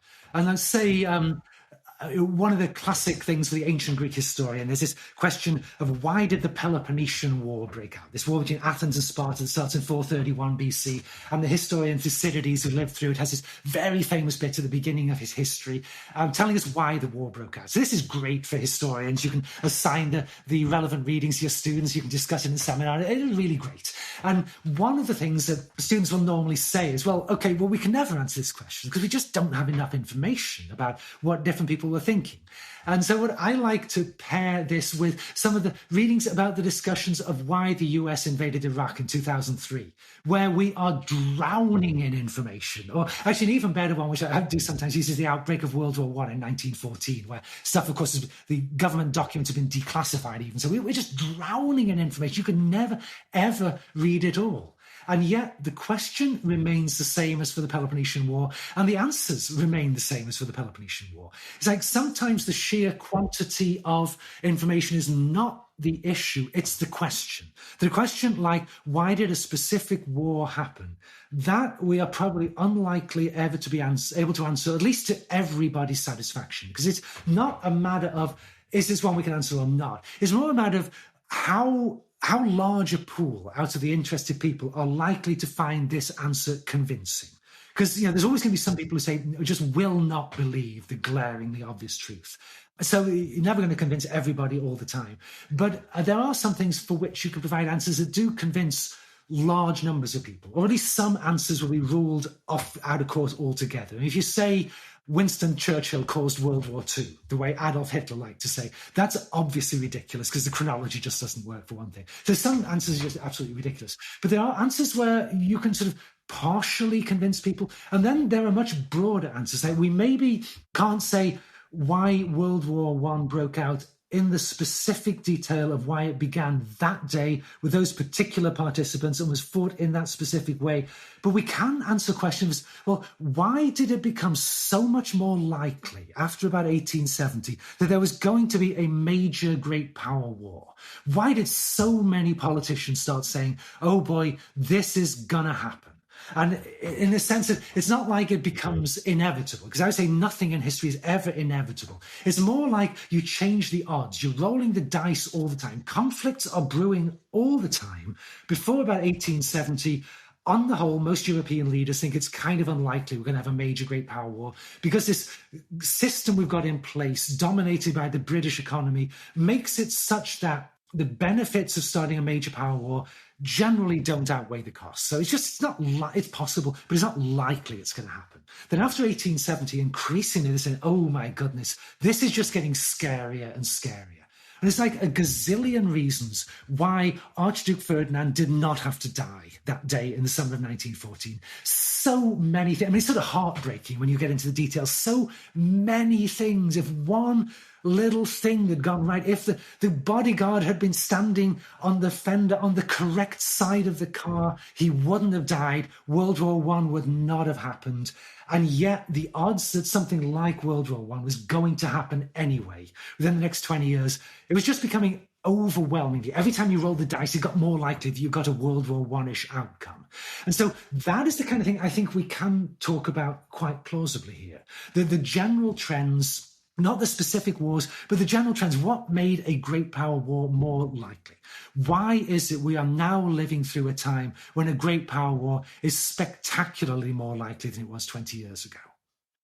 When you're writing your books and trying to justify some of the kind of claims that you make, do you have a general epistemology that kind of guides you to say, like, this is a strong piece of evidence for the kind of claim I want to make, and like this other thing I'm going to leave out because it's like this just isn't persuasive enough? Yeah, I guess I try whenever possible to talk about the big trends, not specific individual pieces of evidence. And the ideal case is when you can tie the big trends down and say, if I am broadly right, I say with the geographical argument about why the West came to dominate, if I am broadly right, then we should see certain sets of things happening again and again and again, and other things not happening so much. Not that they never happen, it's just that they don't happen very much, if I am broadly right. And my thesis can be falsified if you can show that the other stuff which I say shouldn't happen, in fact, does happen. And a gratifying number of times, somebody clever will figure out some way to tie a big theory down to some specific body of evidence that actually tests it. That's the gold standard when you can do that. And so, like with my theory about the importance of geography, one of the consequences should be that the big turning points where clearly something major is happening should not really be explicable just by the whims and quirks of one wacky statesman somewhere. And I think that by and large, it passes that test. And that's a really good thing. There's a lot of places where you might test the theory. And one of the classic ones is why it is that Europeans rather than Chinese discover the New World. So we're looking at 14th, 15th, 16th, 17th centuries here. And the Chinese famously build these ocean-going fleets that could have got to the west coast of the New World if they'd wanted to. And some historians, some quite famous historians who should know better, will say, oh, it was all the whims of one or two guys. Henry the Navigator, this prince in Portugal, puts a bunch of money into R&D, helps the funding of these fancy new ships. Absolutely true. Chinese emperors decide we're going to close down these big ocean-going fleets and not have them sail thousands of miles across oceans anymore. Absolutely true. But then look at the details. Why do Chinese emperors close down these fleets? It's actually not because a Chinese emperor is a nutcase and a fool and closes them down. Just happens to hate ships. It's a personal distaste. It doesn't happen once. And this is I think the big thing for big history, things that don't happen once. It happens over and over again. It's not like one time a guy says no more fleets, it stops. Like repeatedly across the 15th century, people come back to the emperor, different emperor each time, and say, shall we do this? The emperor, and it's not like the emperor decides, the emperor convenes the top civil servants, the most learned scholars in the whole of the Chinese empire, and says, talk about this, should we do it? Over and over again, they come up with the same answer. No, this is a bad idea. Let's not do this. The most learned men in the entire Chinese empire keep coming to the same conclusion. Why do they keep coming to that conclusion? Because they're really clever guys. They look at the map and they say, so far as we know, there is nothing to the west from China, to the east from China. You sail out in the Pacific Ocean, you're never, ever going to get anywhere. It's pointless. You sail into the Indian Ocean. Now, that's great. There's a lot of money to be made in the Indian Ocean, but you don't need these gigantic fleets. This is like the Apollo 11 moon landings. You don't need this stuff. It's a total waste of money. And of course, judged as you have to judge it by what's happening at the time, they are 100% right. Chinese emperors would have been making a stupid mistake to carry on what they're doing, so they don't. And they keep revisiting it, and they keep not doing it. Back in Europe, exactly the opposite geographical forces apply. And actually, even with the opposite geographical forces, Christopher Columbus keeps hawking this idea of sailing west to get to the east. I sail across the Atlantic, I will get to China, because it's not very far. Every expert in the world knows that the world is round and knows roughly how big the world is, and says, Columbus, for goodness sake, it's 15,000 miles to China. You can't possibly get there and make a profit on any kind of voyage. So all of the kings keep saying, no, get out of here, take your stupid idea somewhere else, till eventually Isabella and Ferdinand in Spain say, oh, for God's sake, we'll give you the money. Just go away and stop bothering us. We'll give you the money. And off he goes. Comes back, of course, a year later, says, hey, I went to Japan. And everybody says, wow, every expert in the world is wrong. Columbus did it and went to Japan. And of course, they then realize, oh, no, every expert in the world is right. Columbus was a complete fool. We, Isabella and Ferdinand, were idiots to fund these voyages. Historians in the future are going to look at this and say, why were the Spanish monarchs so stupid?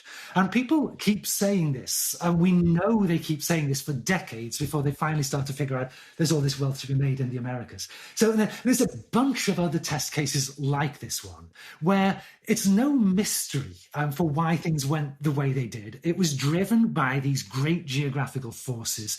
And occasionally you do get a nutcase who ignores them, but not all that often. And generally it doesn't work out.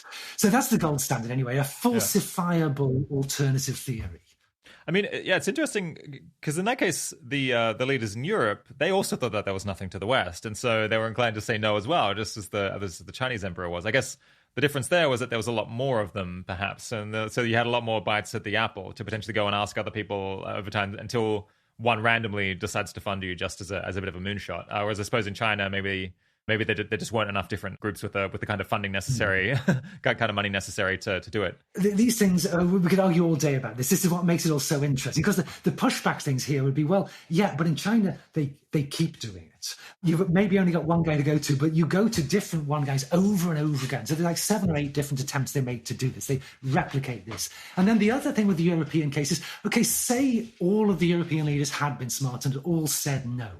Is it really credible that no European sailor trying to get around the bottom of Africa is ever going to bump into the Americas? Because we know it did happen in 1500, 8 years after Columba. Cabral does bump into Brazil, not knowing it's there. I mean, if you're going to say this is all about the decisions of the individual leaders, you have got to answer this question. What am I going to do? Am I going to build a wall down the middle of the Atlantic? That is the only way to stop geography doing what geography does. And I think that's often the casualty, because scholars get split into these us and them camps, the big question people and the detail people, and are not willing to go on and ask, what are the second order, the third order counterfactual questions? If I'm right, what would then happen? Because I think that's what you've always got to do. Yeah, I guess you're very often citing various different kinds of archaeological evidence in your books, including, things from the classical world and also from, the prehistoric world, really, I think about hunter-gatherers tens of thousands of years ago. Do you know the total number of archaeological digs that has ever taken place in the world? Is that something that anyone's tried to figure out? Well, it's a great question. And, I had never thought about that question until you asked. And I think one reason why nobody can answer that question for you is it all depends what you mean by an archaeological excavation. There is me going and digging a hole in the backyard and finding a native arrowhead. Does that count? And if that counts, then of course we're dealing with tens of millions of excavations. And then within the realm of what we would nowadays, what a professional would call an excavation, there's still a gazillion different kinds of those. So it varies enormously. There's a small number of very high-end, very well well-funded excavations. And for that, we're talking hundreds in the world. And then there's a much larger number, of which we're talking thousands, of pretty professional, reasonably well-funded ones. And then there's like tens of thousands of smaller scale, sometimes very amateurish ones. So the number is astronomical. This is the big thing. I mean, we have billions, tens of billions of artifacts in storage. The last excavation I ran in Sicily, we catalogued over 1 million fragments of pottery on this excavation. The numbers are absolutely staggering. That's okay. That's interesting. So there's an awful lot of artifacts there. I suppose, maybe contrary with the question I was about to ask, the issue is more how do you interpret this flood of data? But I guess there's all kinds of different evidential problems that come up. Like certain kinds of things just don't last at all. Like we have tons of pottery, but I think I listened to some lectures once from some ancient historian who was like, sometimes it just feels like history is for me as a process of just studying different pieces of pottery. I mean, like I'm basically just a pottery expert by this point. But there's some kinds of things that survive. There's some kinds of things that don't, and there's some kind of things where you're much more likely to dig them up if they were put in a particular place versus dropped somewhere else, and you're much more likely to find the remains of someone who was rich than someone who was poor, who just died in a field and decomposed. So there's kind of selection biases that are creeping in, and I guess in some cases there might be also small data set issues, not with pottery perhaps, but with other kinds of artifacts that we don't have so many of. How much do you worry about this when you're trying to draw lessons from the artifacts that we have, that what you might be seeing might be extremely non-representative of what was actually going on in the past? Yeah, well, this obvious question for anybody trying to do archaeology, but also not just for archaeologists. This is an obvious question for anybody asking any question about any aspect of anything in the universe. And this is what we always do when you try to understand anything. And historians will sometimes look down their noses and poo-poo archaeologists because our evidence base is so lousy, because so is the historian's evidence base. That what we have, and I say, a character like me working on Greek history, what we have is what people chose to write down in the first place, which is a very small area of experience, because writing was expensive in the past. So only a small number of things, and sometimes of really quirky things that we wouldn't think those are the things you want to write down, but they are. Tiny number of things get written down. Then you've got the whole long transmission process of how that stuff survives and gets to us. And so for any historian anywhere, one of the fundamental problems is always the formation of the textual record. What are they copying out? What is going to what kinds of archives? Where are we choosing to look? This is a huge question too. Same with archaeologists, except the questions are simply different because of different categories of evidence. So for us, of course, preservation issues are huge. Like, so say any pre-modern economy, textiles are one of the biggest sectors of the economy. And yet most contexts in the world, ancient textiles do not survive. So it's like, from the get-go, one of your known unknowns is the textile sector of the economy. Other things tend to be wildly overrepresented, like pottery. We talk about pottery obsessively because in most contexts it survives really well. And so it's easy to fall into the trap of whatever you've got a lot of, you think that must be the answer to everything. And again, not just archaeologists by any means. So you tend to think that's the important thing. And the subtlety and finesse of our gradations and sub-classifications of pottery is mind-boggling. Pottery experts, I'm reasonably confident not too many of them will be listening, but pottery experts are among the weirdest people walking the surface of this planet. But this is what we can do. We can subdivide all the pottery stuff. But archaeology, like any academic field, there's a lot of really smart people in it. And so they understand these problems perfectly well. And so one of the biggest branches of archaeology is what we call site formation processes, of thinking about what has happened to generate the archaeological record as it exists physically in the present, and its relationship to the activities we actually care about off in the distant past. And when you're actually excavating, this is the thing that is always foremost in your mind, because you don't dig up past activities. You dig up this massively transformed record that exists here in the present. And the last big dig I was running in Sicily, we found these stunning quantities of antlers of red deer.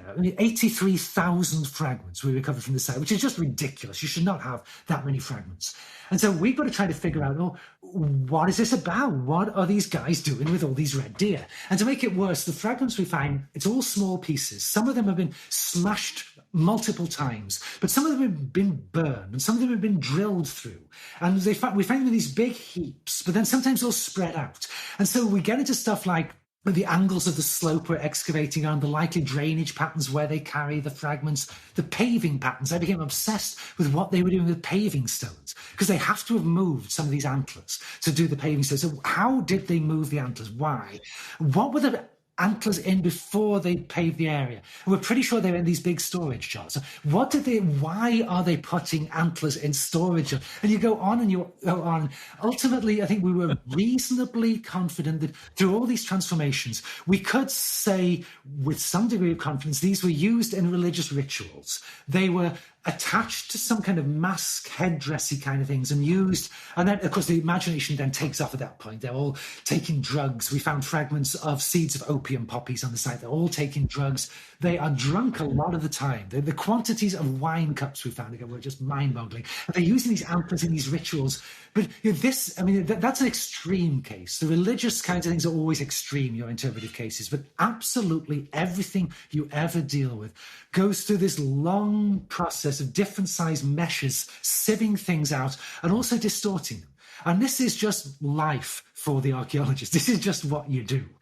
And so I guess because when you scale up to the global level thing, it's not that you're ignoring these problems, it's that you are trusting other people to have done the work well and to have come up with answers that are broadly correct, even though if you're a specialist yourself, this is why you can only trust the work done by people who have done the specialist stuff in the trenches. If you're a specialist, you know perfectly well the heated arguments that went on over every fragment of bone that you're looking at. Yeah. I guess to take one concrete example, it actually seems quite important. I didn't imagine that I would end up interviewing a forensic archaeologist on the show, but this is an important debate that maybe rises to the level that I should speak to someone who's an expert in it. Basically, a lot of listeners will have read or have heard about The Better Angels of Our Nature by Steven Pinker. And one of the key pieces of evidence that he offers for the world being less violent now is looking at bone fragments from the past, where people will look at the bones and try to figure out how was it that the person died. Very often, they'll show some sign of violent death. And I suppose if you have the pickaxe in the skull and the person's there with the smoking gun, maybe you can say, well, they died because of the pickaxe in their skull. But very often, they're kind of reading between the lines, trying to figure out, this bone is damaged in this way, but like maybe they lived on after that, maybe they didn't. Did they die of this injury or was this a non-fatal injury? And as I understand it, it is reasonably controversial among kind of forensic archaeologists or people who study these kind of ancient bones and try to figure out how people died. Like whether we really can conclude that, at 10% or something of hunter-gatherers were dying violent deaths or possibly even more. There's one paper that I saw that said, from a bunch of forensic archaeologists said that, the mistake of inferring too much from too little is one of the greatest problems in the anthropologist's routine analysis of bone injuries. And of course, you also have these selection problems that we might be much more likely to dig people up who were perhaps buried in some ritual way that would cause their bones to be preserved, and they might have been more likely to be warriors or something like that. I guess, how much do you worry about that when you're studying, say, war and, the increases and decreases in violence? Because I suppose to some extent you're making similar claims or you're making similar assumptions perhaps to Steven Pinker that violence, at least like tens of thousands of years ago, was really at quite high levels. Yeah, great question. It's a great example of how these sort of meta-level questions about the whole history of humanity, our fundamental nature as animals, can we tame our violent spirits, how they all come down to these incredibly technical, itty-bitty arguments among forensic anthropologists. There's just no getting away from it. You can't break the chain and say, I don't need to care about that stuff. And all you can ever do is say, I trust the experts to make these decisions. And then, as you say, quite often, the experts disagree fundamentally. And part of the problem, the example you just talked about the forensic anthropologists arguing about whether you can draw these broad inferences from these skeletal samples, this is just a subset of the larger question about any kind of statistical pattern, whether you're a physicist or an astrophysicist or an archaeologist, it's all the same. Sometimes people recognize patterns that don't exist. Sometimes people fail to recognize patterns that do exist. They're just two sides of the same area. The answer is, of course, recognize the ones that do exist. But how do we get to that level? And with the forensic stuff, the key thing, I think, with trying to use the physical anthropology of the bodies is compare like with like across large samples from comparable contexts. That's the golden rule here. Like often people will say, oh, well, there's a lot of different ways you can die. Like, you could kill me right now in a way that would leave no physical trace on my skeleton. You could poison me, you could stab me through the eyeball. There's endless ways you could kill me that wouldn't leave a physical trace on my skeleton. However, that is the human condition. That is true of all humans at all times. There have been a lot of ways to kill you that don't leave a physical trace. So first rule is going to be only compare similar lesions across different contexts. So if you might say really limited, say to finding clearly fatal injuries to the skull across periods. That is the only thing we're going to quantify. That's the only comparison we're going to make. And we know there's a lot of other stuff going on, but that is simply unobservable to us as scientists. We cannot do that. Now, then you can move on to the next stage and you can say, well, okay, the nature of the lesions you are likely to get on the skeletons is going to change over time.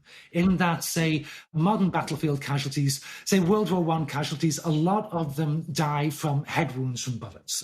If you die from a bullet shot, tends to be a head wound shot. And so you'll get a skull with a nice, neat hole drilled in the forehead.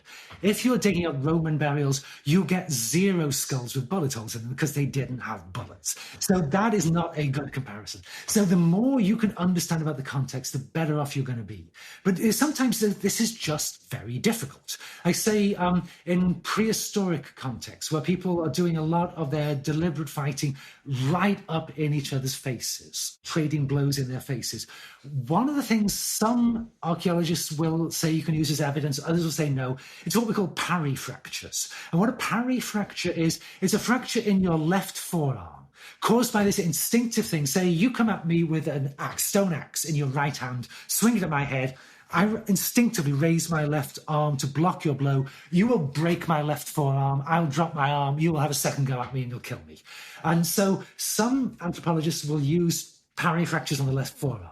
Now, if you're fighting on a nuclear battlefield, or even if you're fighting in Ukraine right now, you're unlikely to find all that many skeletons with parry fractures. You will find some, but not all that many. The context determines everything.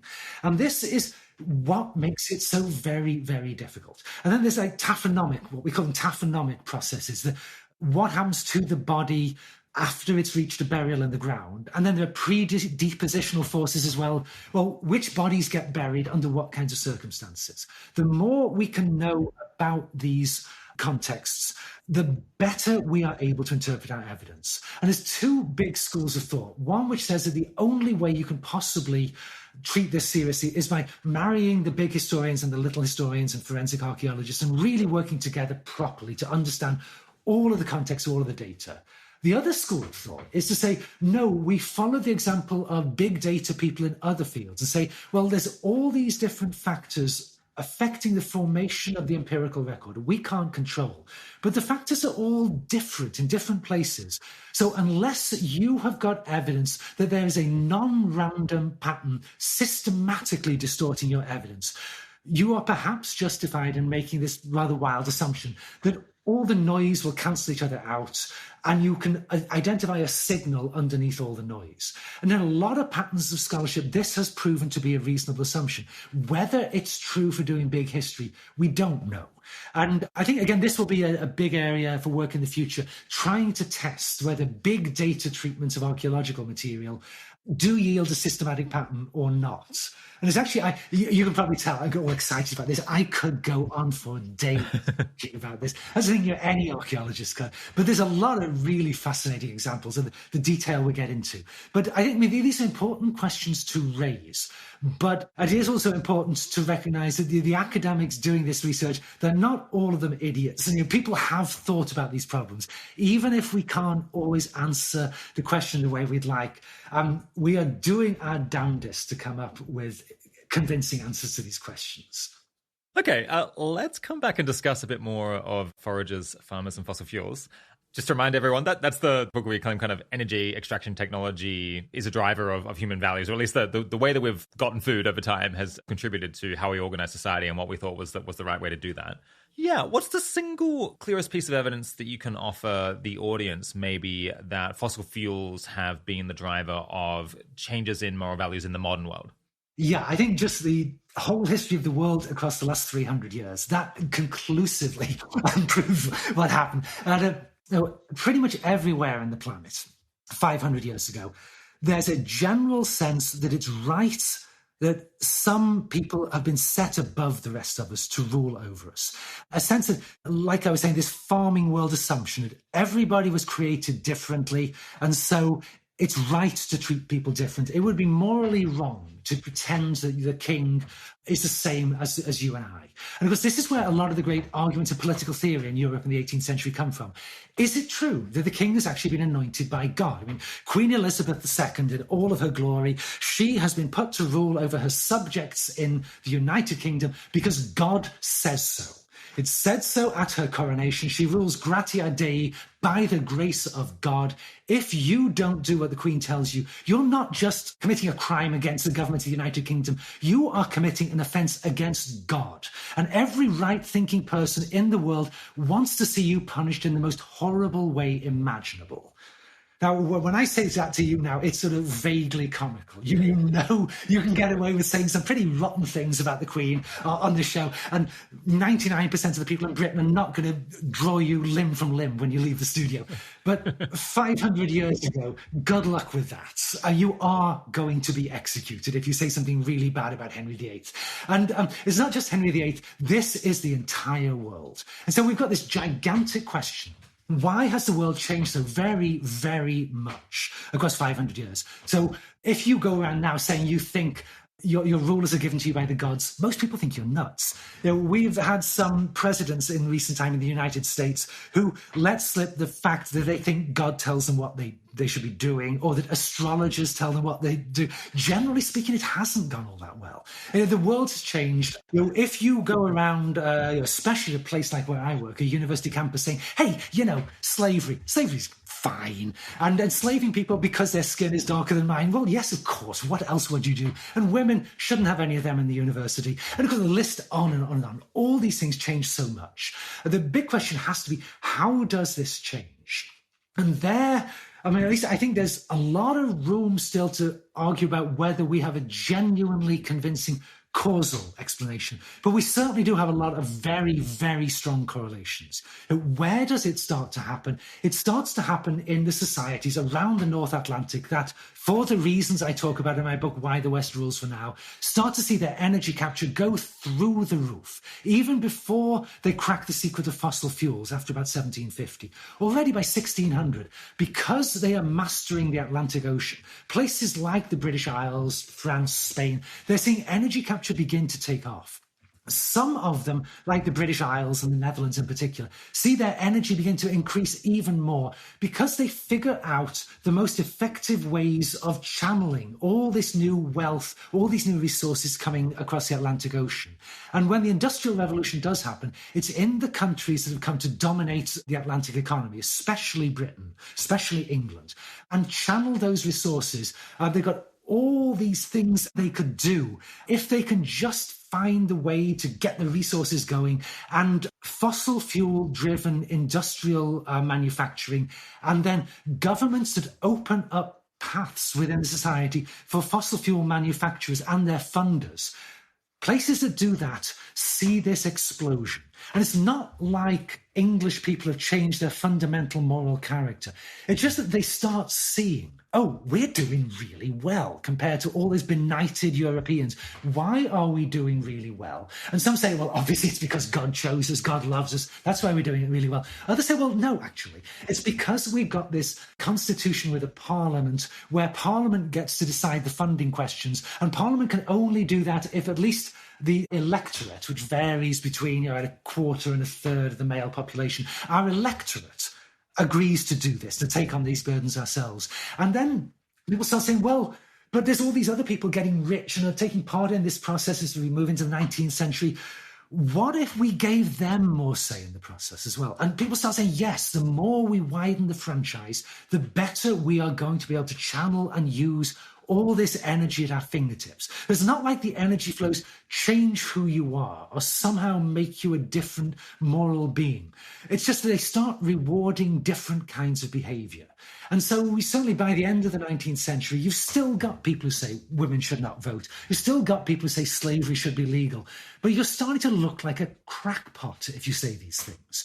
And that is the only force driving this. And again, it's like biological evolution. Nobody is in charge. God has not laid down the principles that animals shall evolve into human beings, and that's the end of the story. Nobody is in charge of this. And so people are making their own decisions. And it turns out that the decisions that people have been making within Britain, generally in the 19th century, were ones that were very profitable for the British system as a whole, not necessarily for everybody within Britain.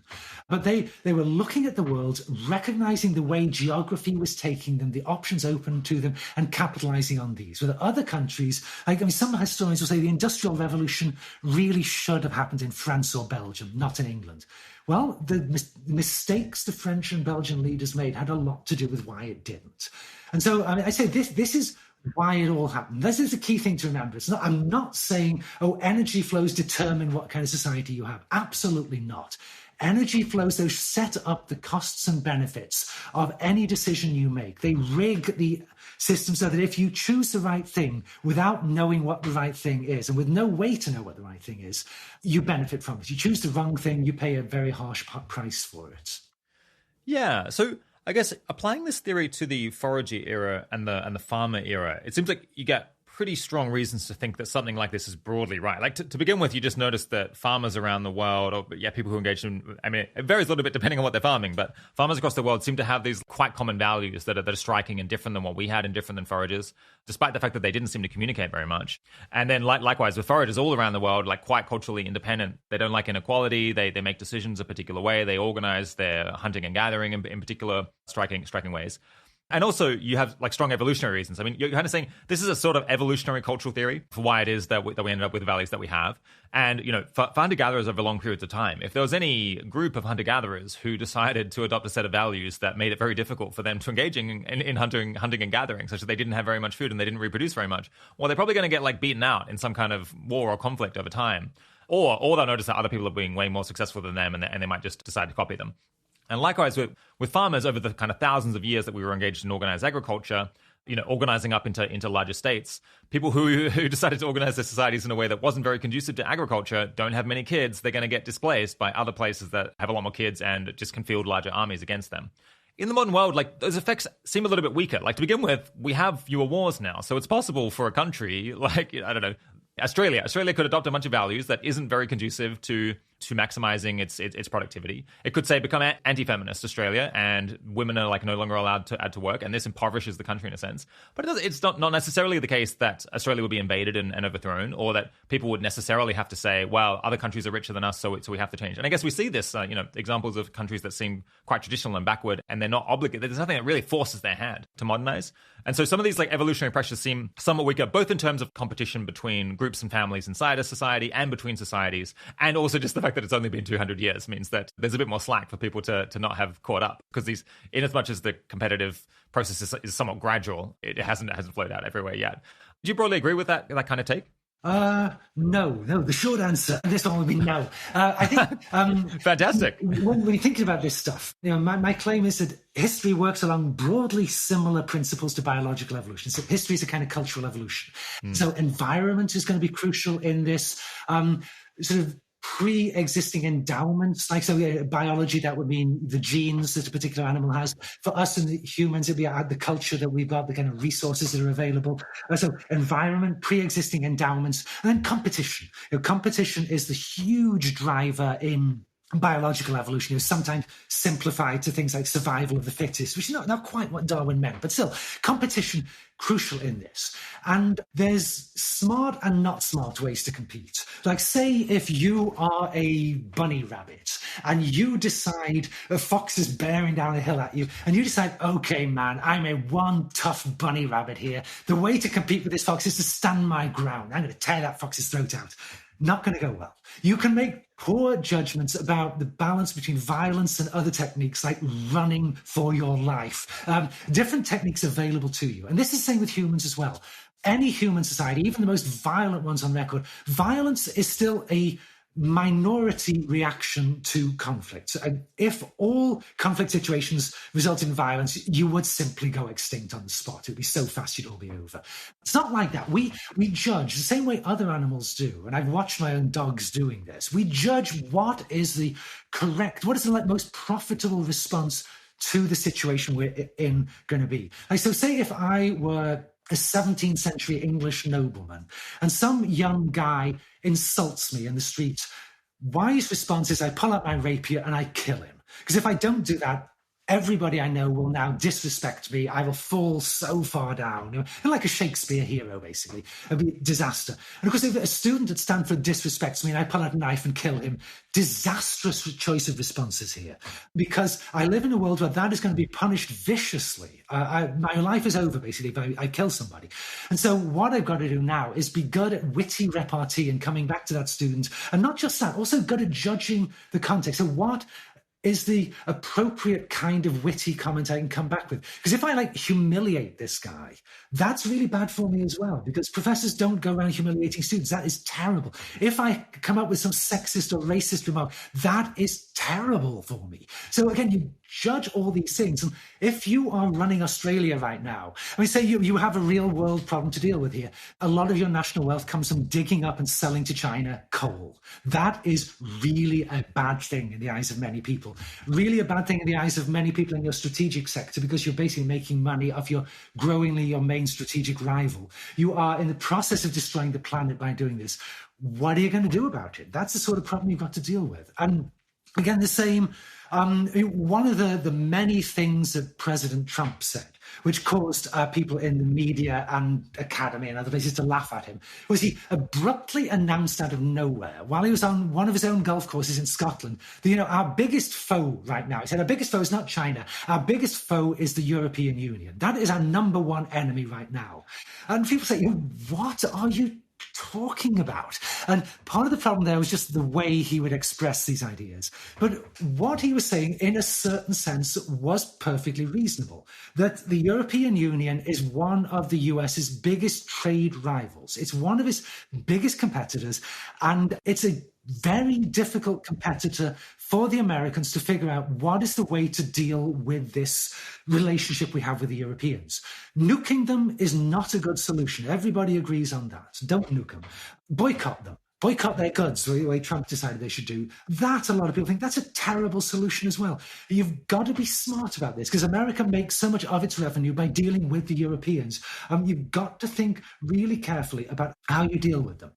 Okay, so basically you're saying, although it's rarely the case that people are actually forced through violence or they're kind of compelled to adopt a particular set of values, the modern world puts in such sharp relief the costs that you're paying, not only strategically in a military sense, but also just personally in not having stuff that you might like, positive experiences that you might enjoy, that most people in the long term get on board. And maybe it's that kind of persuasion or that kind of seeing the writing on the wall that has caused a particular set of values to spread pretty far and wide, despite the fact that it wasn't necessarily happening at the end of a gun.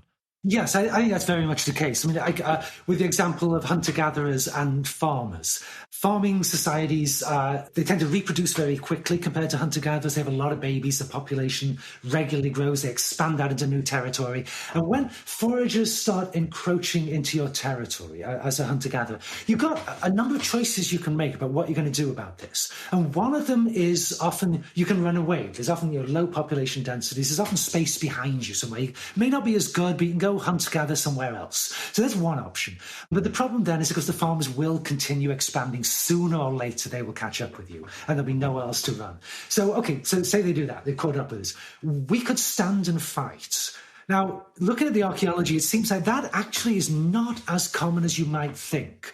Probably because farmers have all the advantages. They tend to massively outnumber the foragers. They tend to have more advanced technology, much more advanced organizational skills. So all the advantages are on the side of the farmers. And probably the sort of stuff you see on Cowboys and Indians movies, of the hunter-gatherers raiding the farmstead and killing the sheep and so on, that clearly did happen, but less so than you might think. So then another option would be, if you can't beat them, you join them. You start settling down and doing what the farmers do. So you start taking on bits of their... Marry into a family, maybe. Yeah, you marry into families, and again, it's not like a big one-time decision. It's like salami slicing. Like, say, I'm a forager. I wander over the fields. I know where wild wheat is likely to be growing at a particular time of year. I know where the wild gazelles are likely to be migrating through this river crossing where I can catch them. I know all these things, and I will go further or less far each year depending on what the availability is. Well, these farmers show up, and they, being humans, they change the environment in which we live, because they start putting up fences and cutting down trees and changing the flow of rivers, impacting what you do. The wild animals don't come so much anymore. The wild plants don't grow so well. I have now got a choice. Maybe I will move away. Maybe I will go further to catch up with the gazelles, or maybe I will do what I see them doing. And they are not just going to where the wild wheat is. They are actively cultivating the wild wheat. They're manuring it. They're weeding it. They're watering it. All these things. And little by little by little step, over thousands of years, we know that's how long it took. That's what I might do. Or alternatively, what increasingly looks like what did happen is all of the above is going on, but just farmers breed so much faster than the foragers. Their DNA swamps the foragers. And so like people in the British Isles now, roughly something like, depending on who you are, between 10 and 20% of your DNA comes from the ancestral pre-farming populations. The other 80% swamped by the farmers whose ancestors had migrated relatively recently from what we now call the Middle East. Yeah. When I tried explaining your theory to some of my friends, perhaps I explained it slightly inaccurately, but I was kind of saying, farmers, they produce system of organizations and values that were good for engaging in farming and producing lots of food. So farmers were extremely anti-feminist in a sense. They wanted women to stay in the home, didn't want them to be working at least in lots of places. But isn't that kind of throwing out half of your human capital? Like, not all farming work has to be done by the absolutely strongest people. Couldn't you have lots of women working out in the field, and that would produce even more food and produce more babies, and then your society thrives even more? Why was it in the interests of farmers to be quite anti-feminist in a sense? Yeah, these things are never black and white, either one thing or the other thing.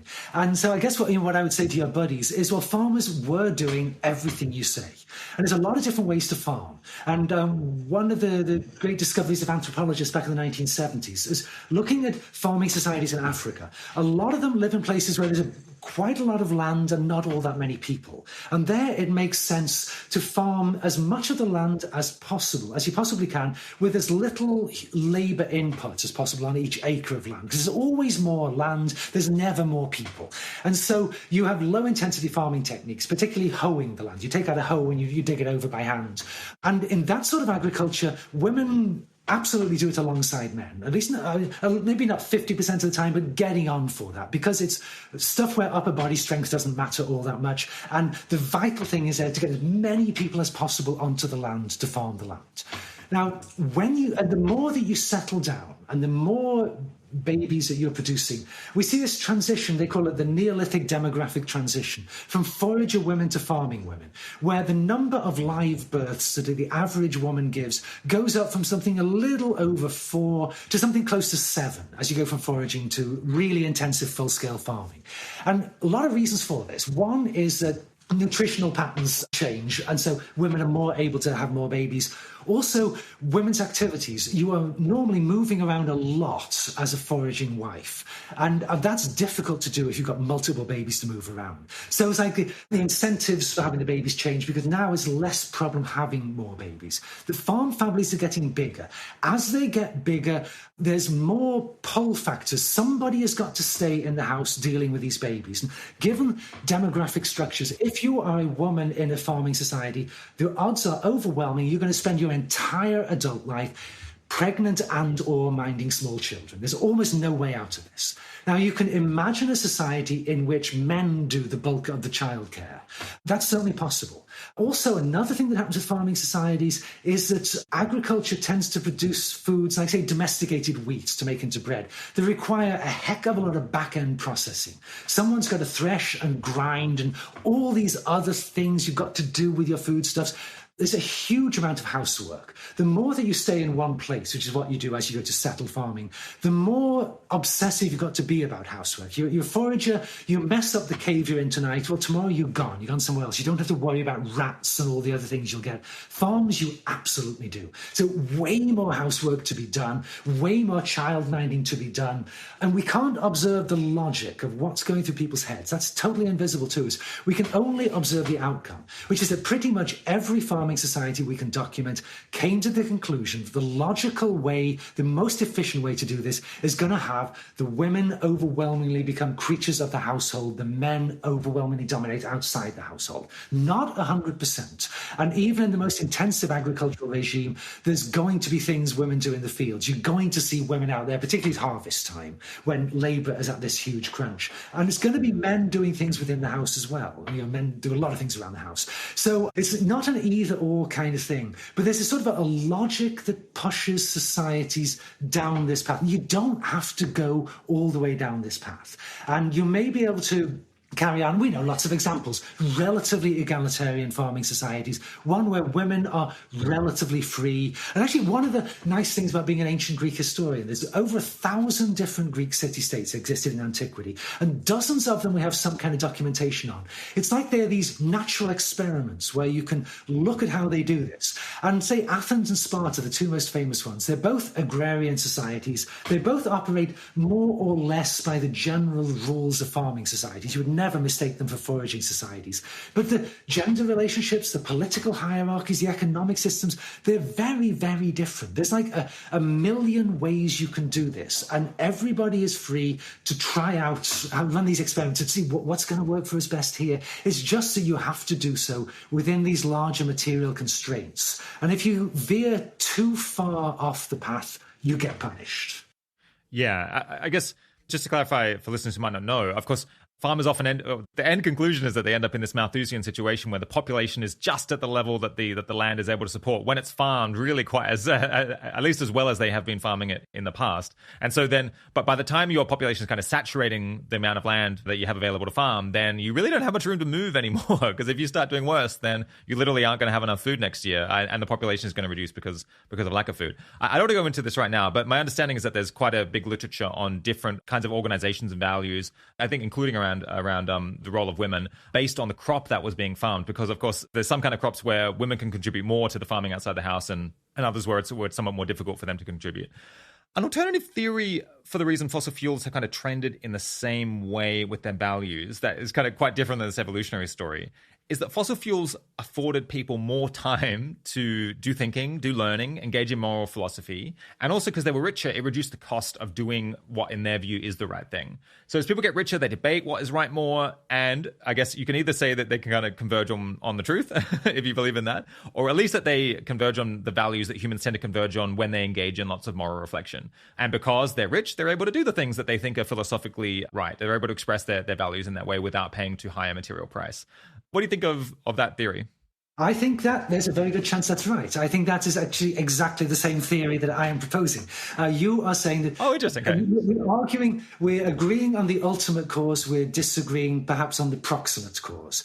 You are saying that because of fossil fuels, people have all this time to think about their values. And because they have all that time to think about their values, they're able to come up with what might be the true, correct set of values, which they're able to do because of the fossil fuels, providing all the energy that give them the leisure to do this. I'm saying, yeah, that could very well be it. I think we're not at a point yet where we can say what the mechanism was. And like some people will say, well, it's government action that drives people down this path toward egalitarianism and freedom. There's a bazillion different possibilities, and these are all out there to be explored. But it is actually the same theory. We are agreeing on the ultimate cause. The increase in the amount of energy available transforms modern societies. I guess I'm putting more emphasis on the competition between people trying out all these different ideas to say, well, what's going to work best? What's going to get us where we want to go? And remembering, of course, all the time that there are every experiment, there's millions of people running, and they all have slightly different ideas about where it is they want to go anyway.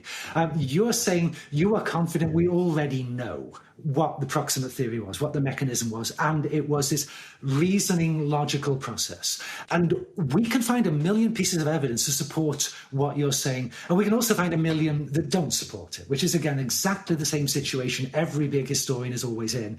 And so, if we were going to pursue this, our challenge would then be to try to come up with some way to ground, say, a competition theory versus a more cooperative theory, or kind of, we start to recognize what the truth is and cluster around that. What we need is some clever method that would allow us to ground these theories on the data so that we can do some fancy statistical footwork or whatever, come up with an answer that one of us will be more or less forced to concede. Yeah, you were right, I was wrong. I don't think we're there yet. Although I'm an optimist about these sorts of things. I think that with sufficient number of people applying their thinking to this, we are going to get there. We are going to get to a point where we can, broadly speaking, agree on what some of these immediate causes are.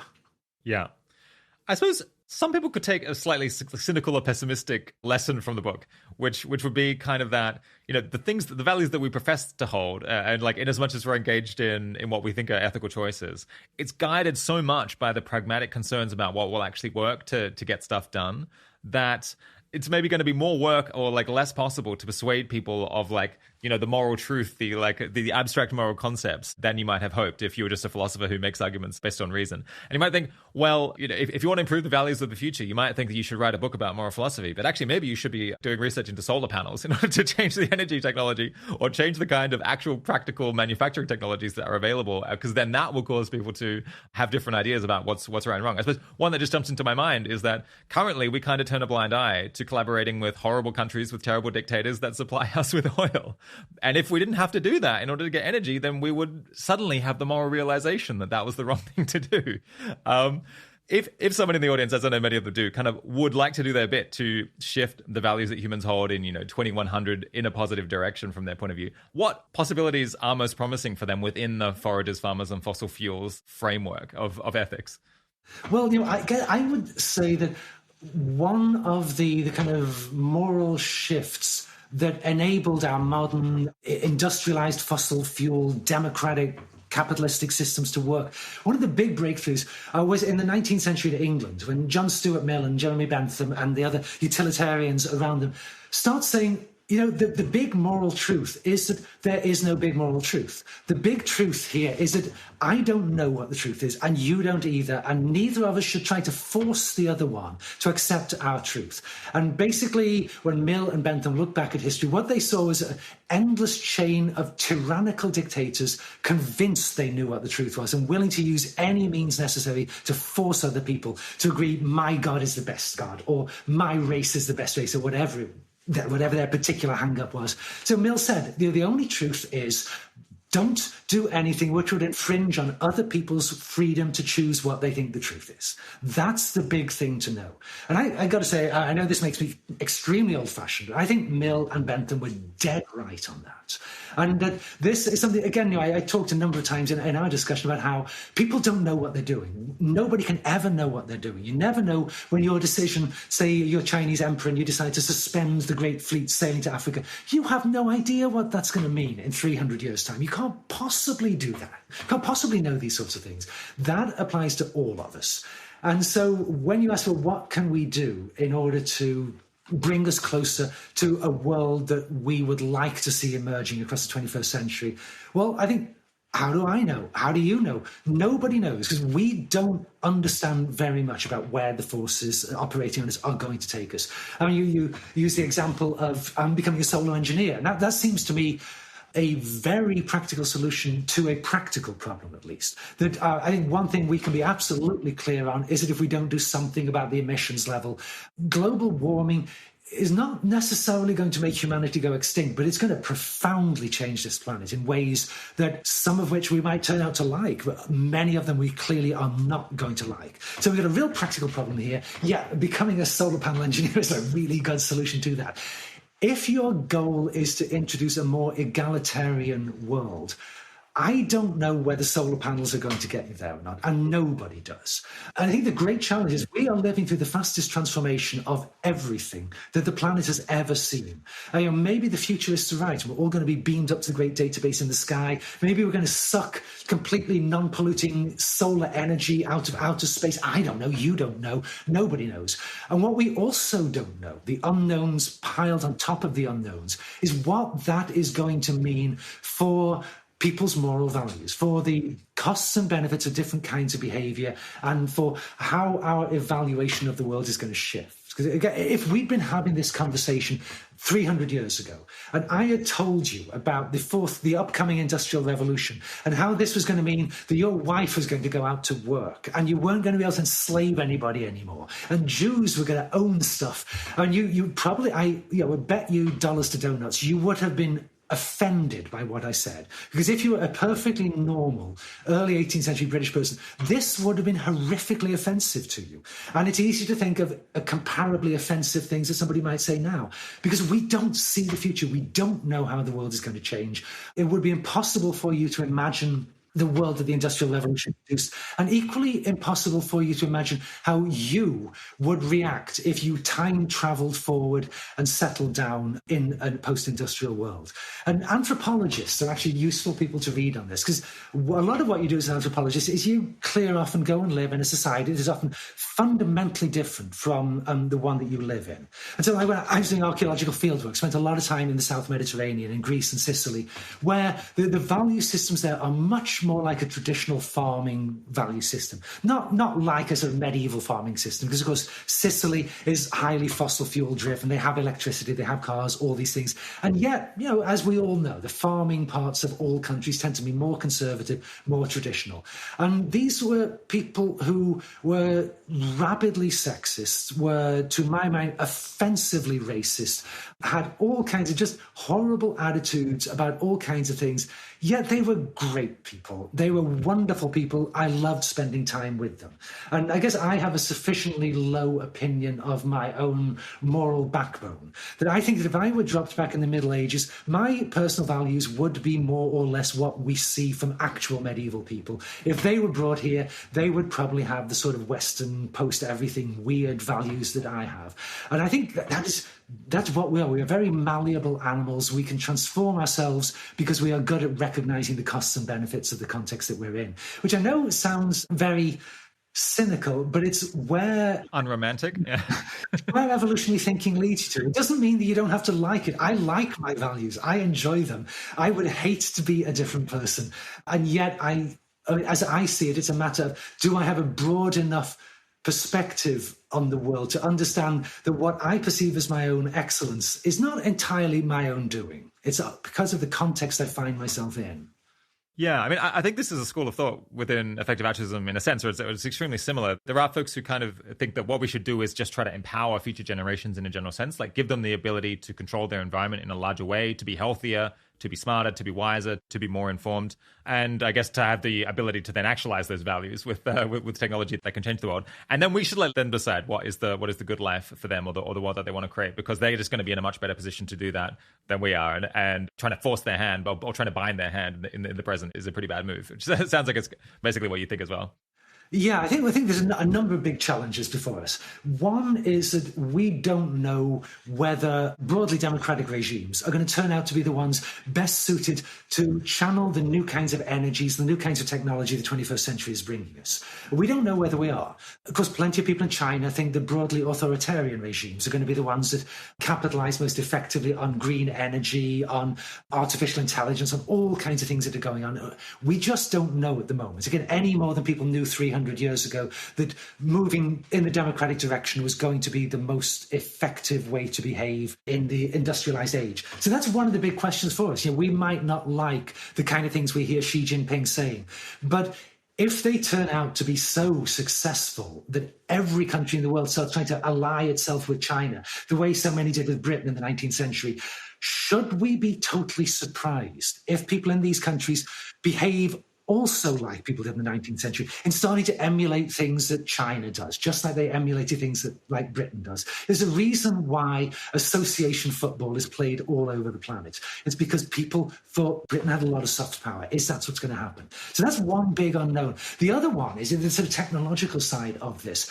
We already live in a world where Amazon knows better than I do what books I want to read. Expedia knows where I want to go for vacation.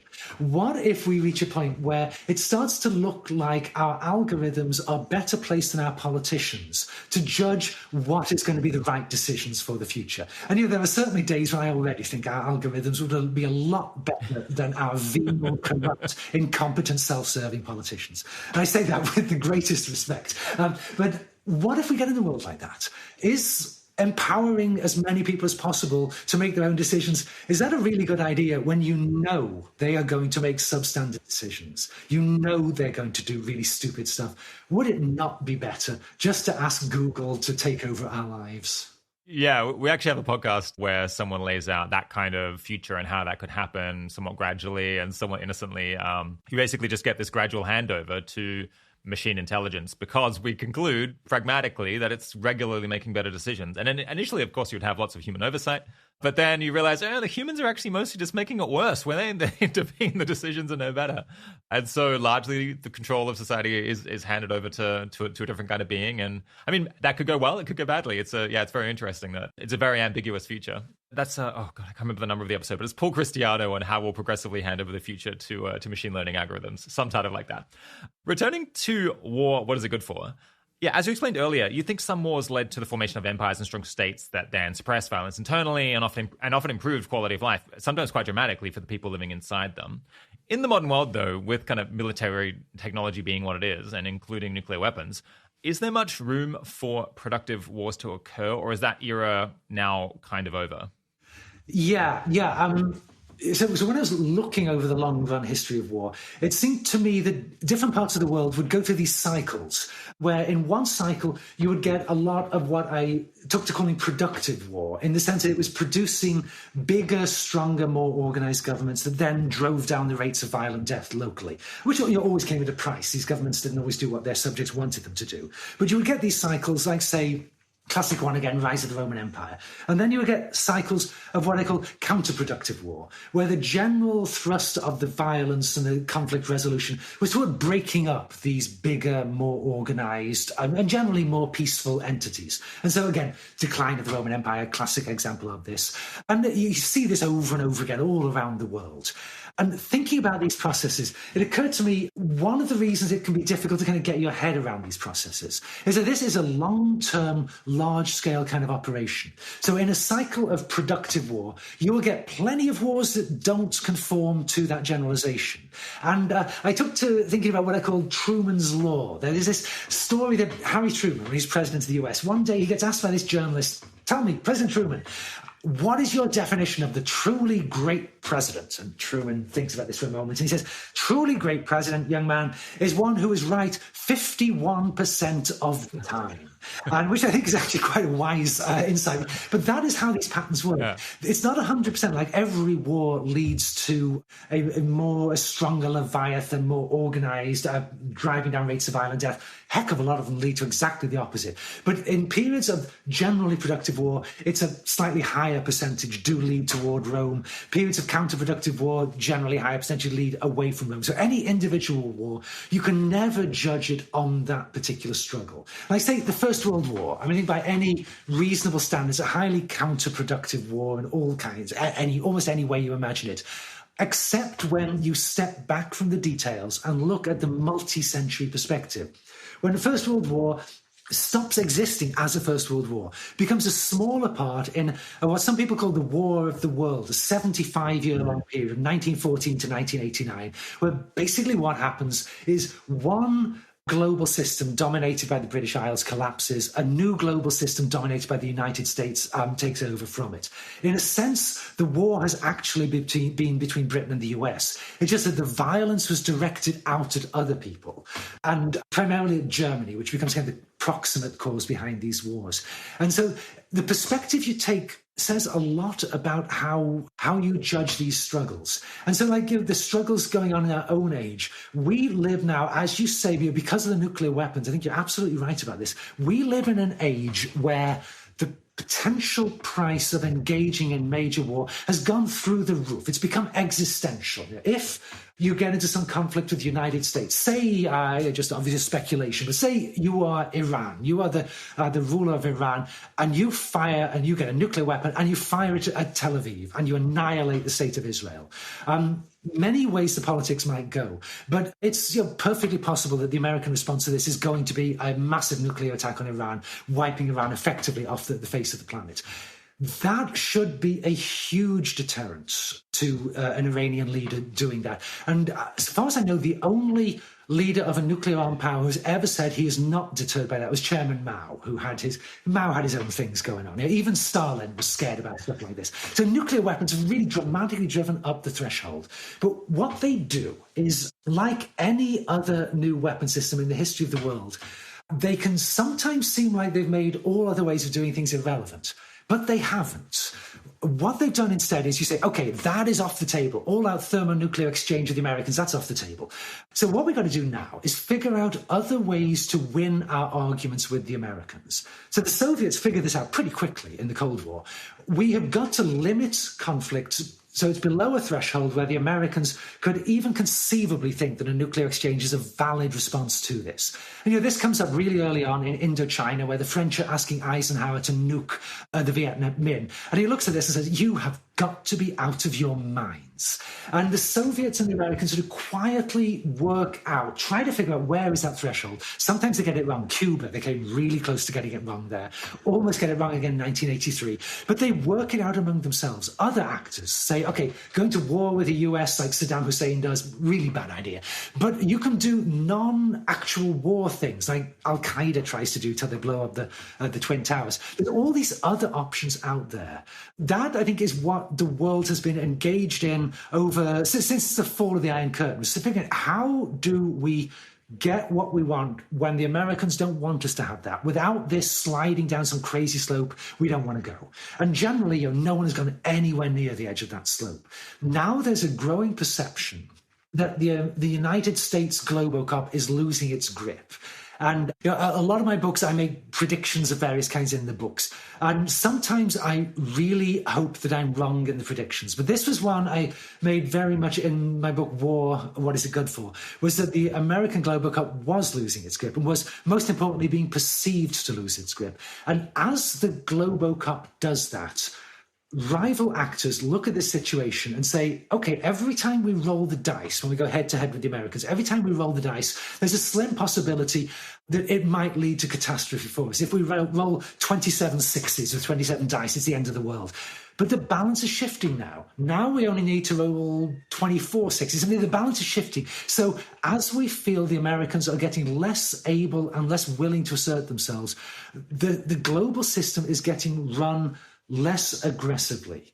And again, it's difficult for any of us to see into the heads of political leaders. But one of the schools of thought about the Russians' behavior toward Ukraine going back into the early 2010s has been the mounting sense in the Kremlin that the Americans are less able to police their beat anymore. And so this idea, yes, nuclear weapons have made great power war virtually unthinkable, but everything we do changes the environment. It's becoming more thinkable than it was. Yeah, so some folks have argued, and I'll stick up a link to at least one or two blog posts kind of offering up this data.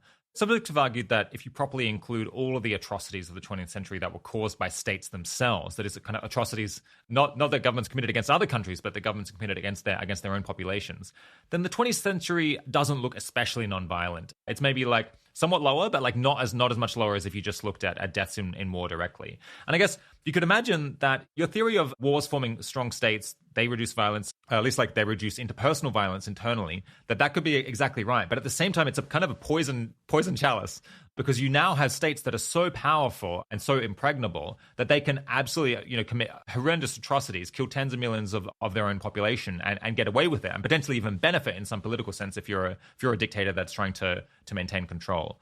Yeah, what do you think of this idea that central government, it might be good in certain ways, but bad in others, and then perhaps a bit ambiguous on balance?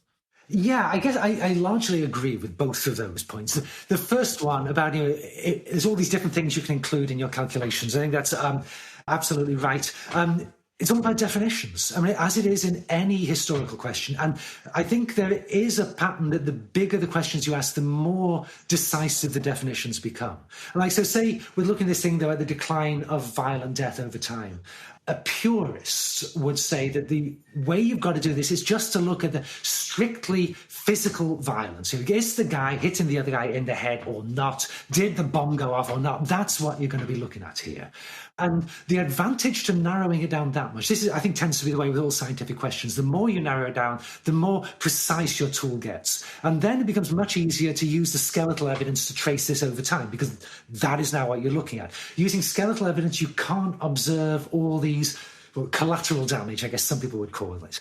I felt when I was doing my book that was overly narrow, even though methodologically it's got this appeal, just in terms of what I wanted to know, but that was too narrow. I think if you're going to look at the long-term history of violence, you've also at least got to look at the sort of direct collateral damage, like famine. Famine and disease tend to be, I think, World War One. I read this. World War One is the last major war where famine and disease were not the major killers. And World War One, disease was the major killer if you include the flu pandemic after it, carrying on after the formal peace treaty. So these are massive killers. And so I think any attempt to measure the impact of war that doesn't look at famine and disease is just ridiculous. You're living in a fantasy world. But the problem is then you dramatically increase your methodological problems because you've got to extrapolate these things. So there's always a trade-off. Other things, though, like, say, I mean, the examples you're talking about, I think was of something like, say, the famine in Ukraine that Stalin more or less deliberately brought about in the 1930s, or then the famines and disease that Chairman Mao caused with the Great Leap Forward at the beginning of the 1960s, arguably the biggest man-made disaster in the history of the world. Should those be included in your definition of the violent deaths caused by war and the formation of governments? I think there's room to argue that either way. And of course, there's also disagreement over what the numbers are. I would say if you did include those, we've still got a pretty substantial step down in the 20th century over the 19th. But yes, absolutely not as strong as if you exclude them. My feeling is that those are things that ought to be considered under a second heading, the heading, in fact, which is the other part of what you were saying, not as part of the mechanism, the governmental mechanism, but as part of the consequences of having it. Because this is sort of, it struck me very early on when I was writing that book about war, what is it good for, that reducing violent death is a good thing. And I am strongly in favour of reducing violent death. Almost everyone I've ever met thinks that reducing violent death is a good thing. However, I know a lot of people who will say reducing violent death is not the only good thing. I mean, going back to John Stuart Mill again, we are all free to choose among competing goods and decide what we think is the most important good. And reducing violent death in some ways may be a good thing, but it might bring costs that I am unwilling to bear. I say one of the big lessons for reducing violent death is that governments need to take the weapons away from their subjects. That is so glaringly obvious that it shocks me that anyone could fail to recognize this as a fundamental truth. If I've got a gun and I have an argument with you, it's way more likely you're going to end up dead than if I don't have a gun. I'm not necessarily going to shoot you. If I don't have the gun, I might still go get a kitchen knife and stab you.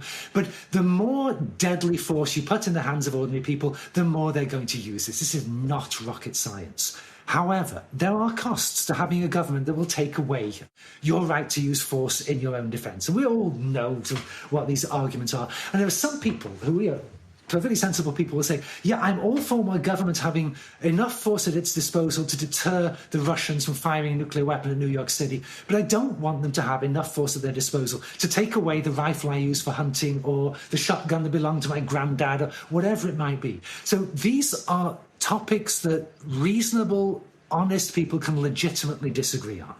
So having a government powerful enough to create the Great Leap Forward in early China and starve tens of millions of people to death, I don't think that's a very good idea. But are we willing to take away the power of governments to run societies and get things done? Because if you take away the power to cause a Great Leap Forward, you're going to be taking away a lot of other power as well. So I would say it's up to you what you count in your definition of war, of violent death. And different definitions are going to do more or less work depending on the specific question you're trying to answer. I'm a big one for tailor-made definitions for particular questions. And I do think it's not a moral offence to define terms differently from somebody else. A lot of people act like it is. It really is not. These are things that we can discuss, and reasonable people can come to the conclusion, well, if we define things your way, you're right. If we define things my way, I'm right. The advantages to defining them your way are as follows. The advantages to defining them my way are as follows. And because of what John Stuart Mill said, I am free to define them my way. And if I can persuade enough other people to define them my way, I will be voted into office and we will do it my way. And no one has yet, till we get the algorithm, come up with a better way of making the decisions than that. Yeah. This is just an aside, but so apparently Cuba had a massive fuel shortage in the 90s after the collapse of the Soviet Union, and they had to come up with all of these alternatives to driving cars because there was just so limited, such limited fuel available for mechanized transport. And people's actually life expectancy went up because they were getting so much exercise from no longer driving around in cars. And similarly, in Britain in World War II, there was serious food rationing, of course, and people's health got better because of the massively improved equality of access to nutrition, which is like, these are just extraordinary facts to me, but I'm not sure what the conclusion is of that. But yeah. Well, those are great examples of the reasons why social engineering is a little bit scary. We almost never agree on where we want the world to go. We almost never understand the mechanisms at our disposal for getting there. And I think one of the things that thinking about history in the evolutionary kind of way pushed me toward was this fundamental understanding that nobody is in charge. And often evolutionists will say, one of the evolutionists before the flag, one of the people who thought like an evolutionist before Darwin had really come up with any of the principles, was Adam Smith, the moral philosopher who also wrote The Wealth of Nations. And Smith's great insight was, you want to get your dinner, well, don't look to the benevolence of butchers and bakers and candlestick makers to deliver your dinner. Look to their self-interest. Free up society so everyone is able to do their own thing, pursue their own interests as much as they possibly can. The end result is you get your dinner. Start laying down rules about who can trade with whom and who is allowed to own a field of wheat. You're going to make everybody poorer. And that, I think, obviously there's a million exceptions to the Smithian rule, but that, I think that sort of is the way to look at history.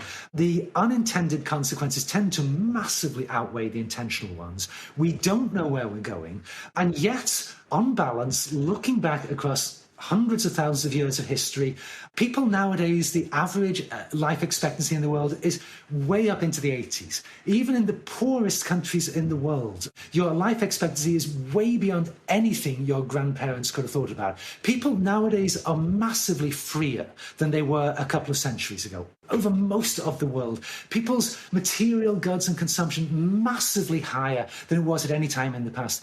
Any time up to the last few hundred years, out of every 2 babies born, 1 is going to be dead before it's 5. I mean, I don't know if you've got kids or not. If you have, which one do you want to have dead? This is what all the terrible things we've done have given us. We know so much more about the universe than we ever did before. Overwhelming population of the world today is literate.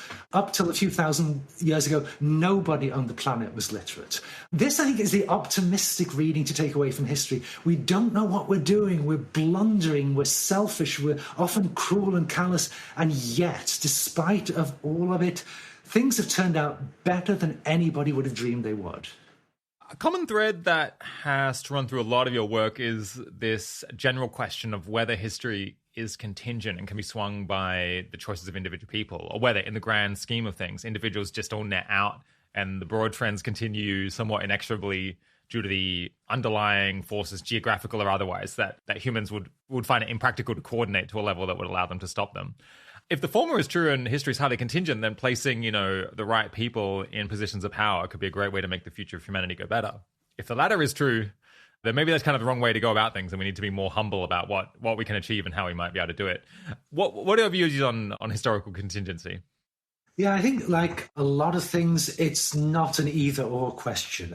People often cast it this way. It's this, the struggle of the VIFs and the VIPs, I like to think of it, the vast impersonal forces and the very important persons. The struggle between these two. And it is a struggle between these two, but it's not like either wins. And so I think that thinking you're going to change the world can only ever be true in a rather limited sense. You're going to change the world. You can change the world within the parameters of what physical reality is going to allow to happen. And thinking that we are the slaves of circumstance and the slaves of physical forces, that again, I think that's just a very blinkered way to think about the world.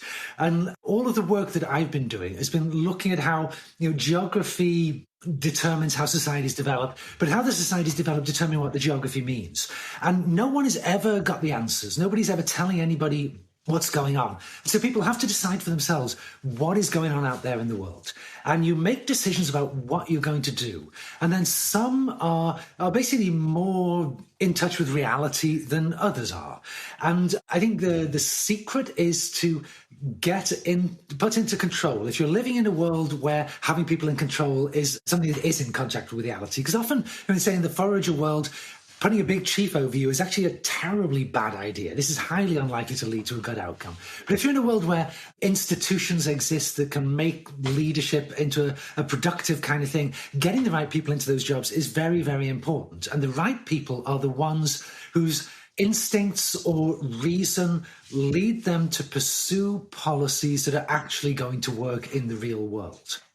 And so I think a classic case of this is, in fact, with the book I've just been writing, it's going to be out in the spring, called Geography is Destiny.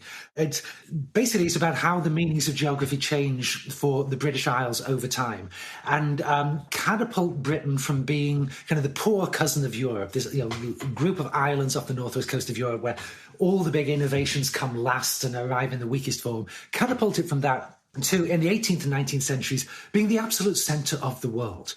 And because of technological changes and organisational changes, the meanings of geography shift so that Britain's position sticking out in the Atlantic Ocean suddenly becomes a huge advantage. But not everybody sees that. And in fact, most people don't see that. And this is beginning to become true. It's beginning to become true by about 1550 or so. But certainly up till 1700, there's a major body of thought within the British Isles that we need to carry on what we're doing what we've always been doing. That we've, for a long time now, we've been allied with the other Protestant powers on Europe against the Catholic French. And the Protestant Catholic thing, that's the most important thing. That is what we need to stand by. And what the British Isles needs to try to do is maintain itself as a great power on the continent, influencing the decisions of other continental great powers. And so you start getting people coming along in the 16th century, but it only really takes hold around 1700. They're just saying, you guys, you are misunderstanding the meaning of geography here. That what you need to do is recognize that Britain's future lies on the oceans, in the Americas, in India. That's what we need to think about. Europe is an irrelevance. Europe matters, though, because it's possible for a European power like France to get so powerful it can challenge us. It can challenge us on the seas. It can even directly invade the British Isles. So that must never be allowed to happen.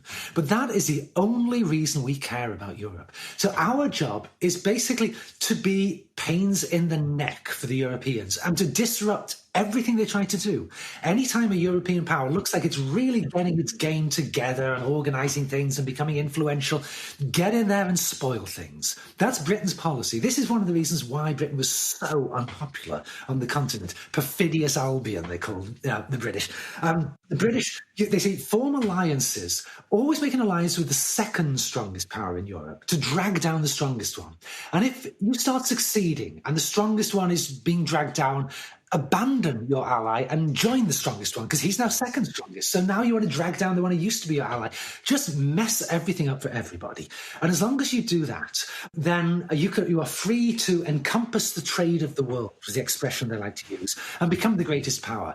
And of course, you don't have to push things all that far to think that the thinking going through the minds of many of the people who wanted to leave the European Union was basically along these very 18th century lines.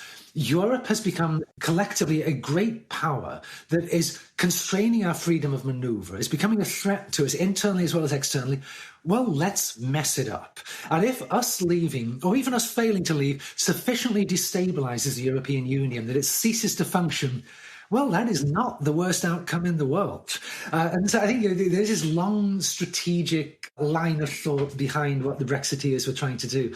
But I think this is where leadership clearly does have a role. If you cast the question in a really hardline way, has any individual ever decisively changed the world? I mean, I say, first of all, you need to define what your question is. To change it in what way?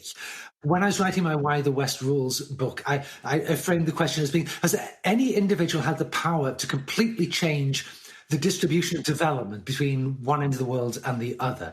And I'd say the first person who ever had that power was John F. Kennedy in 1962, when he could have caused a nuclear war, which could have fundamentally changed that balance. Now, quite a lot of people have that power. So this is one of the reasons why we're living in a scary world. So you're saying perhaps like in the past, it was rarer for people to have the ability to change. Like, I guess they could change who was on top and kind of what area for a while, but geography would tend to like take control again, or like the underlying forces would tend to gradually wipe out what they'd done. And I suppose today as well, individual leaders can change, which countries are most influential within Europe or within Asia at any given point in time. But over longer time scales, there's going to be other factors that are more key, and that person's actions might get gradually erased. But I suppose now, at least in terms of the risk of war, because the effects of a major war could be so enormous, they could potentially be permanent, or we could, still be looking back hundreds of years, thousands of years in the future, saying, wow, that was a decisive event that really changed the course of how things went permanently. Yeah, I guess I'm reasonably optimistic about the likelihood of major war, at least within the foreseeable future. The costs are so high. Statesmen generally have a sense of where the edge of things is. I think there's a pretty good chance we're not likely to blunder into a major nuclear war in the near future. But because we're living in such changeable times, I think this is the great challenge, that changeable times where people are not entirely sure what the Americans are able or willing to do, or what kind of alliance they can bring along with them. It makes it much more difficult to be sure about this. And I think, while again, I will be horribly surprised if the Ukraine war leads to a larger nuclear conflict, it makes it much more likely, much more possible than it was before this was happening. I'd formed the impression, like a lot of strategy people, that Vladimir Putin had actually played his cards extremely well over the 2010s, in judging where the limits were and pushing and consistently getting the better of the Western alliance. And now the Ukraine invasion looks like, as we're speaking, looks like it was a disastrous miscalculation on his part. But I'm still reasonably optimistic that there's not going to be miscalculations so dramatic that they actually lead us to nuclear conflict. And I do think, on the whole, leaders know what sort of things they can do that could potentially lead to disastrous outcomes. And what they tend to do is to move much more gently, much more carefully. So something that we haven't actually gone into in that much detail is that you think one of the main reasons that Europe took off around 1800 was its massive use of fossil fuels, was a sudden engagement with fossil fuels, which allowed it to extract a lot more energy and start doing all kinds of things that allowed it to dominate the rest of the world.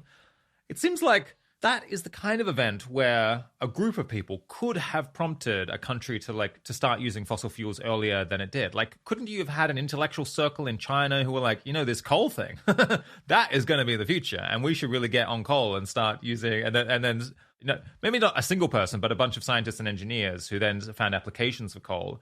And could they have plausibly have changed where the Industrial Revolution occurred first? Of course, they can't do that to an unlimited degree because it has to be in a place where there is coal available, ideally, to mine without that much difficulty. And, the other industrial precursors that you'll need to make use of it. But in as much as there's multiple places where it's plausible that could happen, then small groups could change the course of history.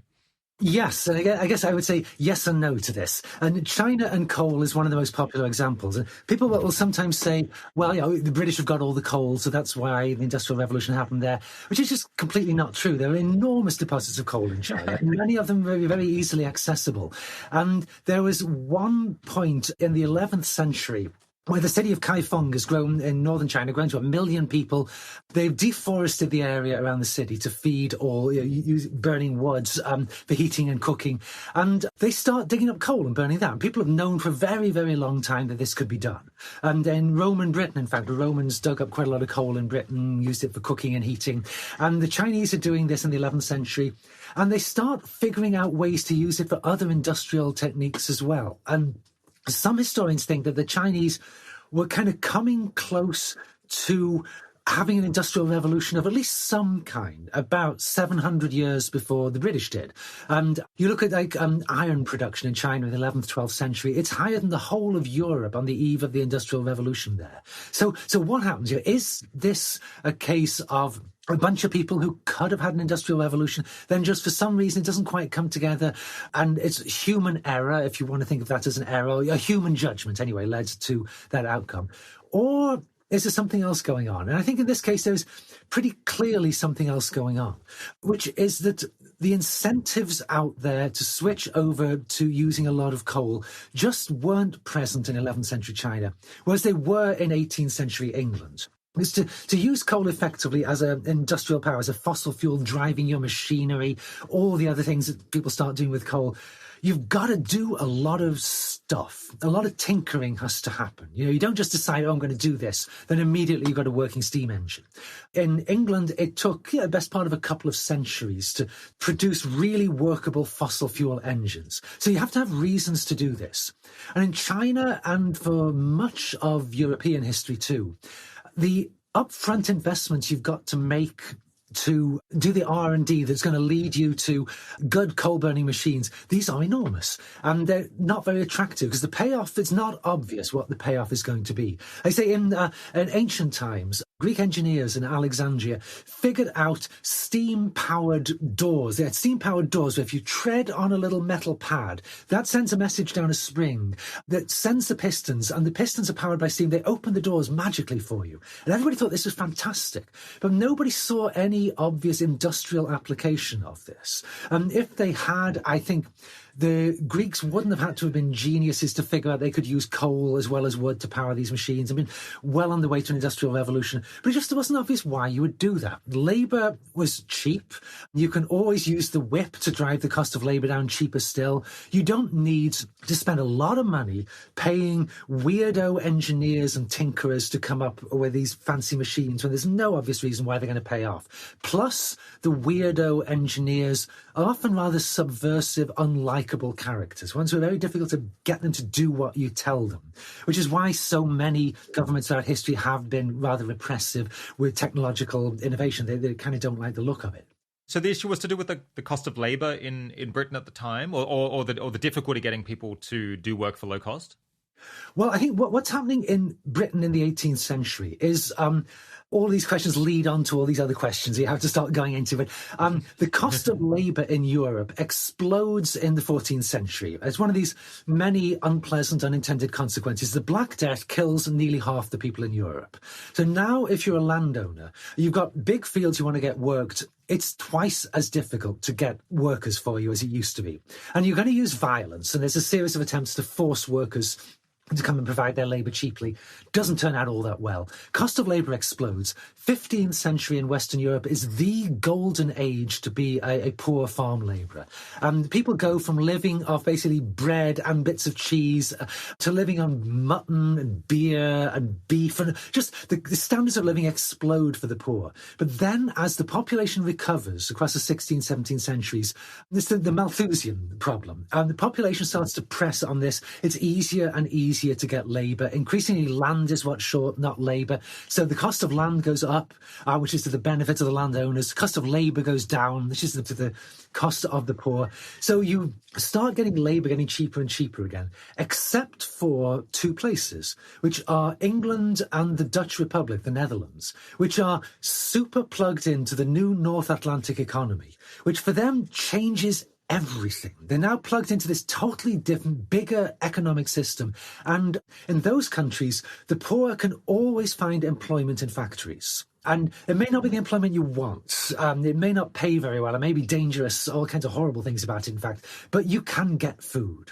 And wages in England and Holland remain more or less stable while they're going down and down and down in other parts of Europe.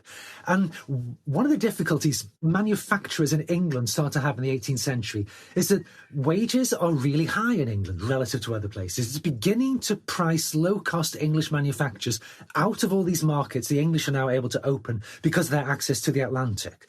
So the incentives for English manufacturers to find some ways to augment expensive labour go through the roof. Other places, you're trying to drive the cost of labour down lower and lower. It's subtly different in England. If we can augment this labour, that will make everything work again. And so all over China, all over Europe, people are playing around with steam engines. They understand perfectly well that you've got a great labour enhancer here. If you can heat water to create steam that will drive pistons, that can power textile mills, that can power steel rolling, all this stuff. There's a lot of money to be made here, but there's more money to be made in England or the Netherlands than absolutely anywhere else. And we should not be surprised in the least that these are the two countries that lead the charge toward the Industrial Revolution. And it took them a long time. And Chinese engineers had figured out some similar things back in the 11th and 12th centuries, but then they just sort of gradually moved away from that. I mean, partly for military reasons. They had a series of disastrous defeats, the big cities broke up, but also partly because initially when it starts happening, the kind of machines you can make with steam power, they're not going to make you super rich. They're not that useful. Again, it's this problem of you can't see the future.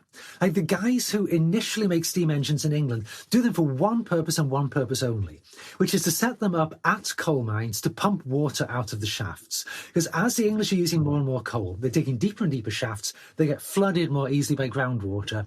They set up teams of horses to haul buckets of water out, but this is staggeringly expensive. There isn't enough land in England to generate all the forage you would need to feed all the horses you want. So a steam engine, it's like 1,000 horses, which is why we measure in horsepower. This was their decision because of this reason. It's 1,000 horses and they're eating coal. Isn't that fantastic? And initially, they don't bother very much about the efficiency of the steam engine because you've got unlimited coal, because you're at a coal mine. So who cares? But then guys start saying, oh man, if I had one of them newfangled steam engines, I could set it up at my cotton mill. It could power this huge weaving machine. I could get rid of a lot of workers, or I can't find workers. So this would allow the few I've got to run all of these spindles at the same time. This is fantastic. But those engineers can't figure out a machine that doesn't burn so much coal that it's not efficient to set one up at my mill. So the big challenge for guys like James Watt and the other engineers is how do you lower the coal consumption of your coal-fired engine to the point that people can start to use it in other industrial applications? And the solution was actually glaringly obvious, but just nobody could make it work. And so Watt gets together with James Bolton, this manufacturer in Birmingham. They make it more or less work. Then all these other guys come along and add little bits and add little bits and add little bits.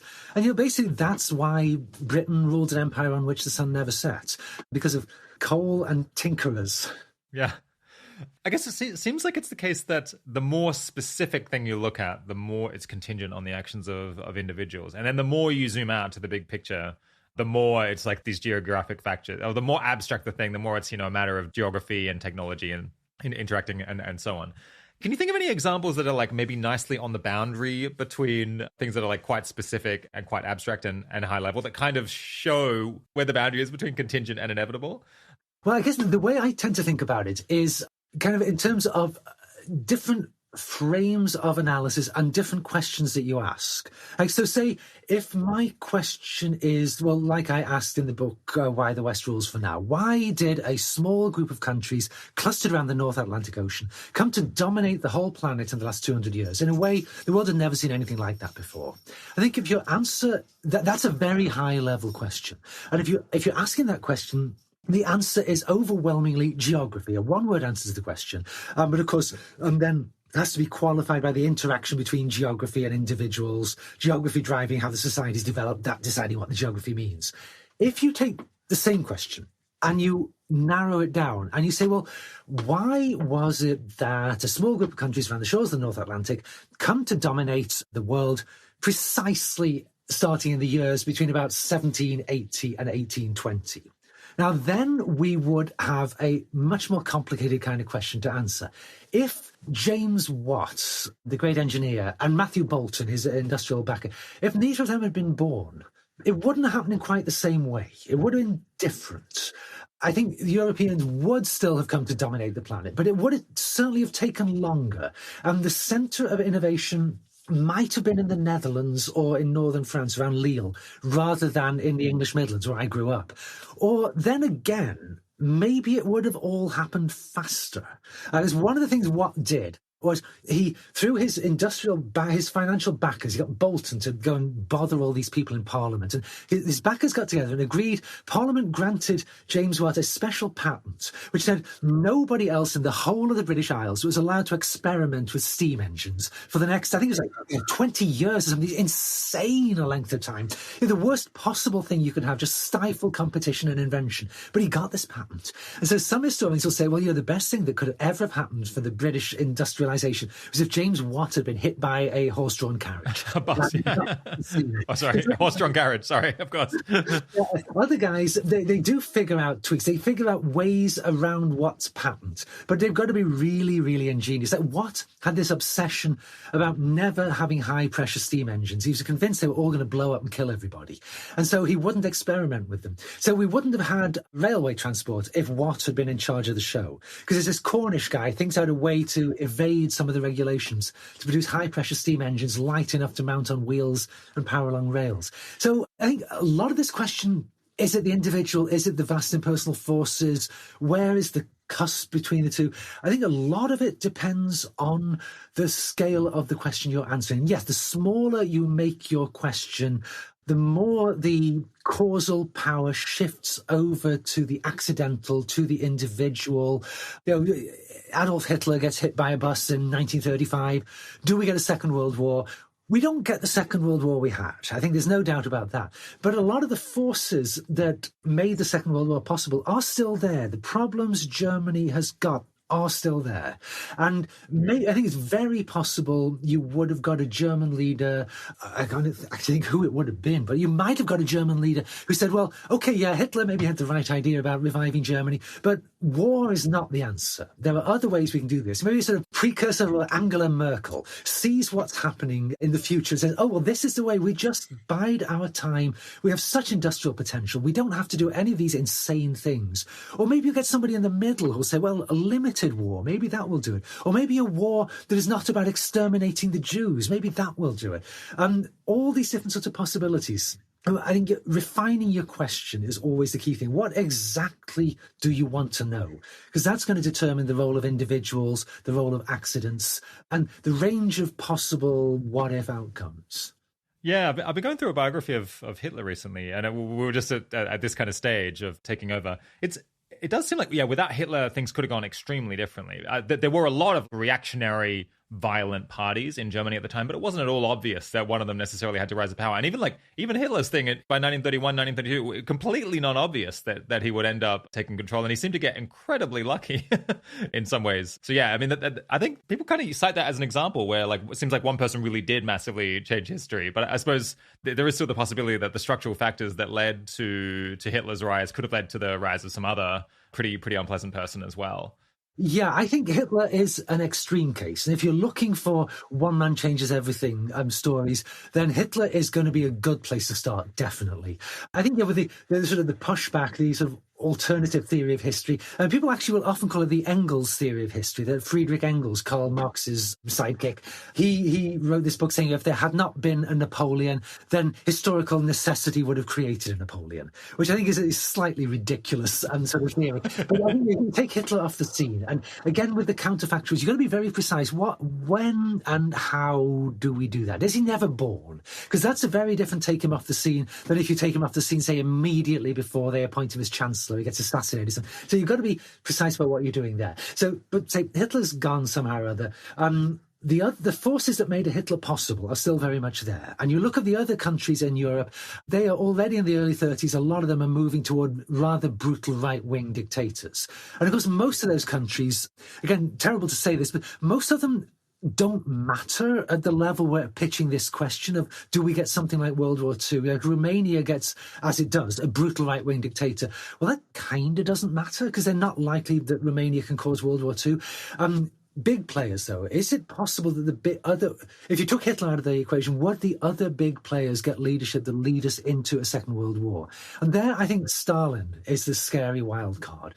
There's been a lot of arguments just recently about why Hitler invaded the Soviet Union, because some documents came up making it sound like Stalin was planning an invasion of Germany on the eve of what Hitler actually did when he invaded Operation Barbarossa. That's almost certainly wrong. But it does look like Stalin saw his deal he cut with Hitler as being something to buy him time, and that a violent attack on Central Europe probably was in the cards at some point. So again, your guess, your listeners' guesses are every bit as good as mine as to what would have happened. I think it's distinctly possible there still would have been a major war in the mid-20th century, because everything is still going on with Japan, whether Hitler's there or not. But I do think the Hitler case is one of the most promising ones for the people who want to shift the balance decisively towards the agency.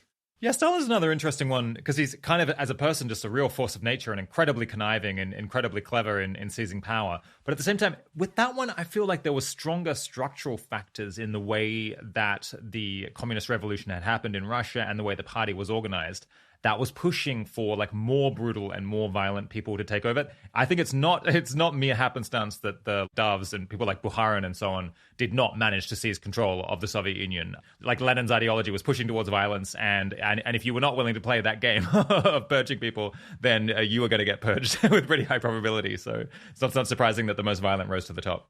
Yes, I think with the Soviet case, back in the days when I was a student, there used to be this line that was quite popular that Lenin was the nice dictator. Stalin was the bad man who perverted the course of the revolution. When I was a student, you never asked if somebody was a Marxist. Everybody was a Marxist. You just asked, what kind of Marxist are you? So there's a lot of apologies for the Soviet Union.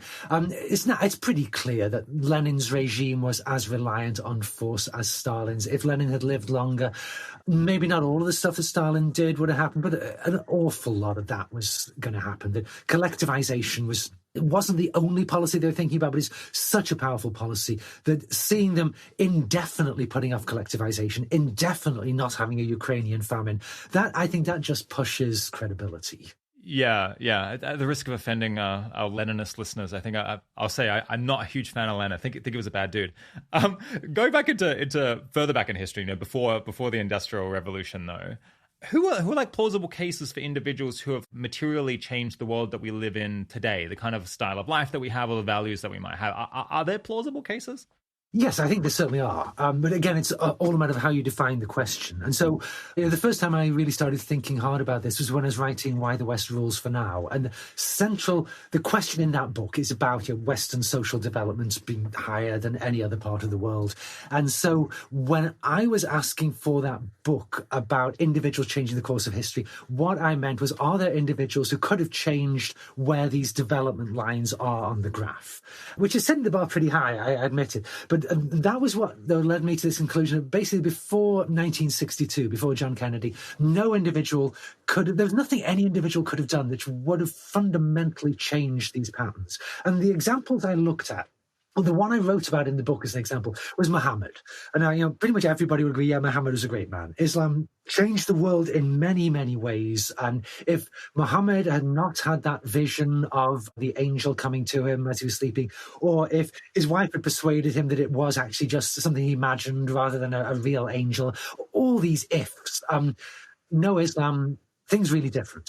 But then looking at it in terms of through the lens of social development, by the time Muhammad has his vision of the angel, late 6th century AD, CE, Western development has already started falling. At the fall of the Roman Empire, it starts falling. Eastern development is recovering from the collapse of Han Dynasty China. And so the Eastern line is going up, the Western line is coming down. Islam does have some impact on these lines. The impact Islam has is that as things are, in a sense, falling to bits in Christian Europe, Islam unites much of the old Byzantine Empire and then large other parts of the world as well. And the Islamic world, in a sense, I wrote this upset some readers very much, but in a sense, the Islamic world becomes the Western world. It's the most developed part of the western end of Eurasia. It's where all the really important stuff is going on for several centuries. They take on and become stewards of what was Roman and Greek knowledge, which a lot of like information which was basically lost within Europe proper. Yeah, the biggest cities, the highest standards of living, the most sophisticated science and engineering, most sophisticated agriculture, all of this stuff is in the Islamic world. And so it's the Islamic world we need to be looking at for development scores. But in spite of Muhammad, Western development keeps going down. Even though Muhammad has spread Islam and Islam has pulled together stuff, things would have gone even worse for the western end of Eurasia without Islam coming and taking over. The Christian part really does collapse very dramatically. But even with the Muslim takeover, it doesn't change the fundamental underlying patterns. And I think this is true of other, great men or bungling idiots, depending on how you choose to evaluate each individual. Usually there is more than one way to look at these people. And certainly any individual Roman, like Julius Caesar or something, none of them really did anything that fundamentally changed these patterns. And I would say that's probably true everywhere. One of the examples that gets talked about very much are the Chinese emperors who shut down the great voyages of these treasure fleets, just at the point Europe was starting up its voyages of exploration in the 15th century. But again, it's not an individual, it's a whole series of individuals with hundreds and hundreds of super qualified civil servants sharing these decisions. It's very difficult to see how any one individual could really have made a significant difference to these decisions. So yeah, I think it's only when you get people who have the destructive power to at one stroke change everything. That's when, with nuclear weapons, that's when individuals come to the fore. Yeah, I guess you've got some Roman emperors around the time when it seemed like everything was about to unravel, if I remember, in like the 4th or 5th century, who managed to like pull things together, win some military victory. I think Diocletian from memory and the triumvirate and so on. But that's another case where it seems like maybe they gave the Roman Empire another 200 good years, but there are other factors that caused it to nonetheless kind of fall to pieces later on. Perhaps it was overextended or maybe these things just have kind of there's a random number generator that means that eventually an empire falls apart for whatever random reasons that they come together. And so no one person can extend its life indefinitely. Yeah, so with all these examples, of course, the historical scholarship is always enormous, and you've got all these people disagree fundamentally. With Diocletian, they're like the 280s, and Diocletian kind of pulls things back together. And the most popular, I think the most popular theory at the moment is the reason the empire comes apart so badly in the 3rd century is not because of any real underlying structural problems, or not new ones exactly, so much as a sort of grand bargain within the elites that made it seem worthwhile to them to play ball with the empire. That unraveled for a number of different reasons. And once it's unraveled, the emperors can't get anybody to do what they want. And everybody's fighting each other. And once that starts, everything else starts falling to bits as well. The frontiers dissolve. And then in the late 3rd century, they begin putting that grand bargain back together. And Diocletian is important. I don't think any historian would deny that.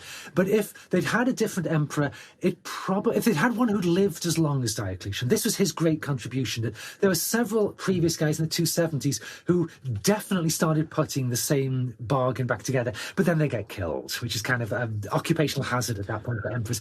He is a genius, doesn't get killed. And so things get put back together. And of course, we're guessing, but I think one of the most popular guesses is that it would have kind of got stitched back together without Diocletian anyway.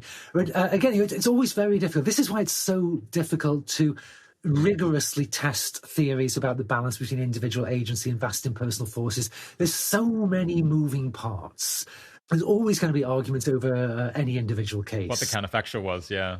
Yeah, exactly. What precisely is your question? Yeah, I mean, I can change the world right now in the sense that, I can decide to leave this interview and put a different pair of socks on or something, which will cause a problem for you. It'll briefly change your world. But by tomorrow, even you will have forgotten this happened. It just simply won't matter. Almost everyone, I think everyone has free will, but very few people on Earth have free will that allows them to change things that matter for really big, large-scale questions. And I mean, I say I get hit by a bus right now. This is a very serious effect for my immediate family, serious effect for my colleagues who've got to do a search to replace me, annoying for my students, various circles of people around me who are affected to varying degrees of seriousness by my squished by a busness. But not that many.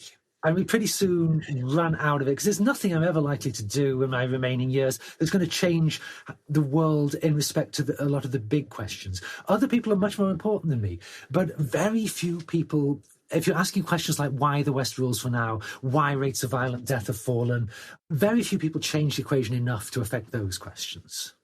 Yeah, I'm trying to think in my head, are there any other even like really plausible cases of folks who changed history, you know, more than 300 years ago in a really persistent way? I think like, yeah, the most plausible ones I'm coming up with are the ones who founded the most successful religions. Like, could Jesus have like, you know, changed the values that we hold today in some, like maybe we would be operating within a different cosmology and really, you know, and having more pagan values or, you know, the kind of values that people had before Christianity came along. And I guess like likewise Islam, likewise Buddhism, some of these ideas have really persisted. And it seems like within the bounds of what's viable within a fossil fuel world or a farmer world, there's a reasonable range. And some of these religions have definitely pushed things in one direction rather than another in a way that doesn't seem to have washed out. Mm-hmm. You know, one of the really interesting things with religion, because I think you're right that the figures who immediately jump into mind are mostly religious ones. One of the really interesting things is you think of like, who are these great religious thinkers? Well, we had Muhammad already, the Buddha, Confucius, not exactly religious, but certainly a thought system, same kind of thing. Let's see, who else we got? Muhammad, Jesus. Zoroaster.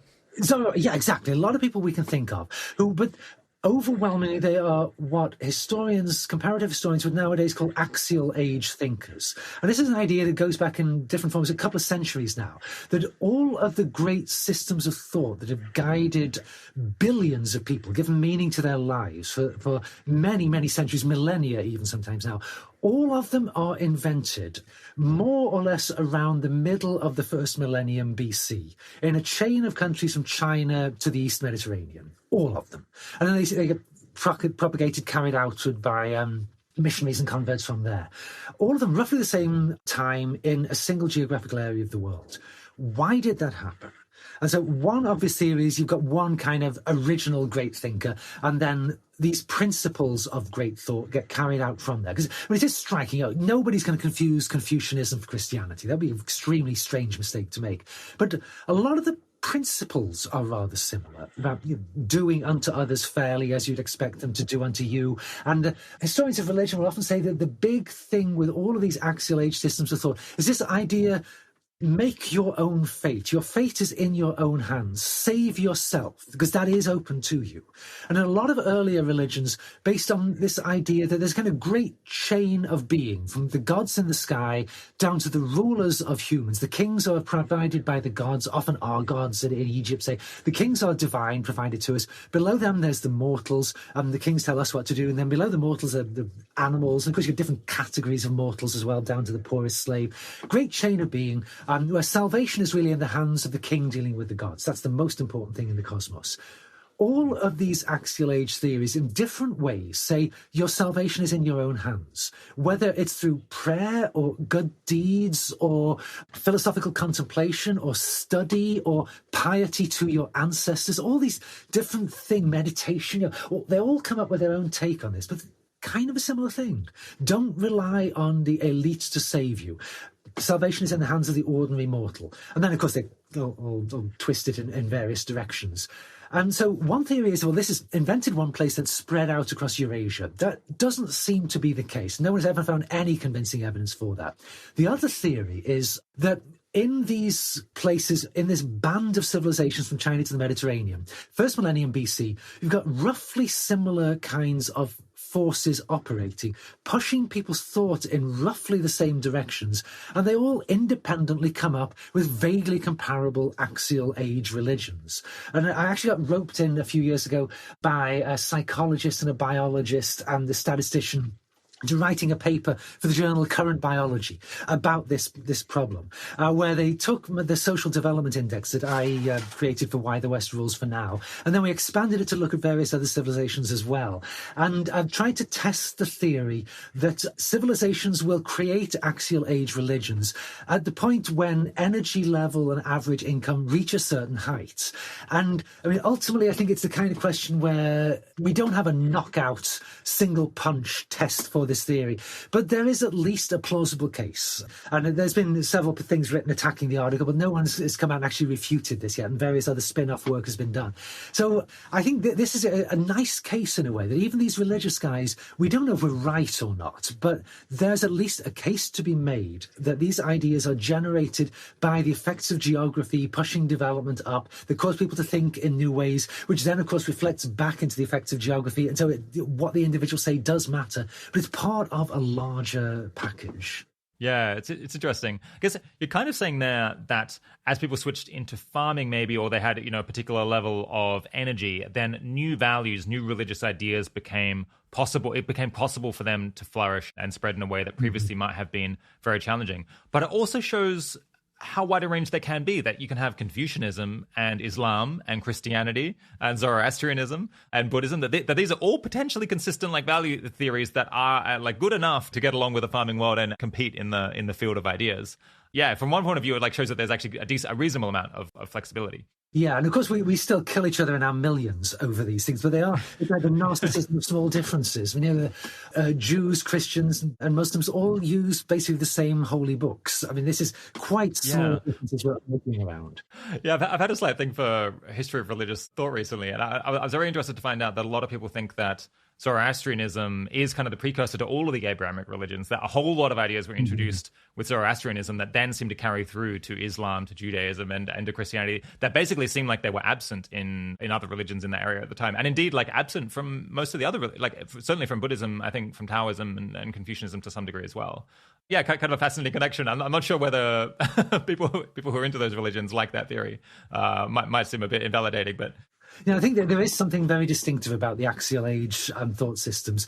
Although, having said that, they nestle within a larger, what you might call sort of farming religions. One of the things that religious comparison people like to talk about is how farming societies, these are the ones that tend to have high gods, have a great all-powerful god or group of gods, a pantheon will do just as well.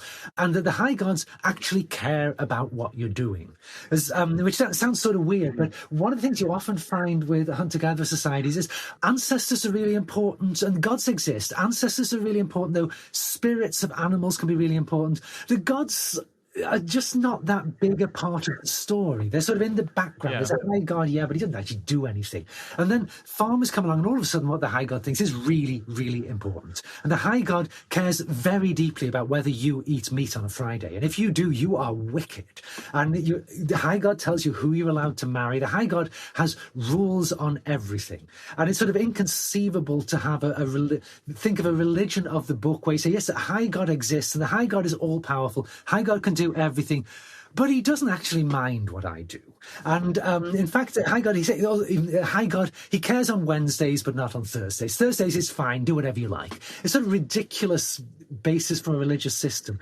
And yet these religious systems with the all-seeing, all-powerful gods and pantheons, these are very much a farming world kind of thing. And then the systems that have carried on really successfully into the industrial age have been these axial age ones. I think that clearly is some sort of big patterns, and a lot of room to argue over them, but some sort of big patterns going on here. Maybe we're someone to innovate and come up with a new fossil fueled religion. That'd be an interesting effort. This is super fun, but at some point I got to take mercy on you and let you go. So as a final section, I'd like to move on to maybe your visions and thoughts about the future. We touched on that a little bit earlier on.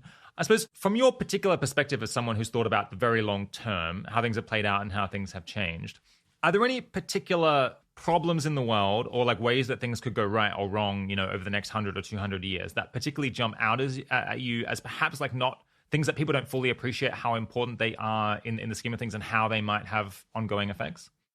Yeah, the one I think it's less true right now that people don't think about this enough than it was up till very, very recently. But the one thing I think people have just sort of forgotten is nuclear war. Nuclear weapons didn't go away. We had 70,000 of them in the 1980s, could almost certainly have killed all humans, probably all life. And we've now gotten rid of 90% of them, which is the most extraordinary thing in the history of the world. If there's one thing about humanity to be happy about, it's the graph of the falling numbers of nuclear weapons, the happiest graph on Earth. And this is all fantastic, but we can still make them. And this is the big thing with humans. It's not impossible to make us forget how to do things, but it is quite difficult. So nuclear war is still out there. Like, global warming is a huge threat and a challenge for humanity, but it's probably not going to make us extinct. It's going to mean horrible changes. I think on balance, well, some probably will turn out to be beneficial. On balance, it's going to be nightmarish. I live in a wooded area in the mountains in California, and I've seen quite a lot of the consequences of global warming out here. This is going to be nightmarish. But nuclear war will kill everybody. Nuclear war ends every story. Biological warfare potentially as well, but nuclear war definitely. And this is the number one thing to worry about. And when I ask, sometimes when I'm trying to be annoying, I'll ask friends, what do you worry about most? I've never once had anybody say nuclear war. I think it was largely because of the change in geopolitics. So the likelihood of Russia, which has since the 1980s has always had the largest arsenal on Earth. The likelihood of the Russians firing at us has been very, very low. Well, it's less low. And people are starting to rebuild nuclear weapons. This is the most alarming trend on the planet, is that people are starting to rebuild their nuclear weapons to target them better. Yeah, if you want something not to sleep about, nuclear weapons is the one. Yeah, I think the New START treaty is going to expire in 2024, 2025 from memory. And I mean, it's not obvious given how the relationship is between these countries right now that they're going to come up with a new treaty or renew it. And then I think the chains are off. They can build a lot more nuclear weapons. Yes. They can, like the arsenals have been really quite low lately, sufficiently low that humanity wouldn't go extinct, that we could recover. But what is the limiting principle once if Russia and the US get into an arms race about nuclear weapons again? And then China will, of course, feel like it has to keep up. It's really not something that bears thinking about. Yes, of course, the British government recently announced it's going to start building new nuclear weapons for the first time in about 40 years. But actually, what I perhaps worry about more than anything is proliferation. That more countries. When you have smaller actors, nuclear armed, then like the Cold War, strategists would say the Cold War was dangerous but stable because there were two players who really counted and you knew roughly what they were going to do.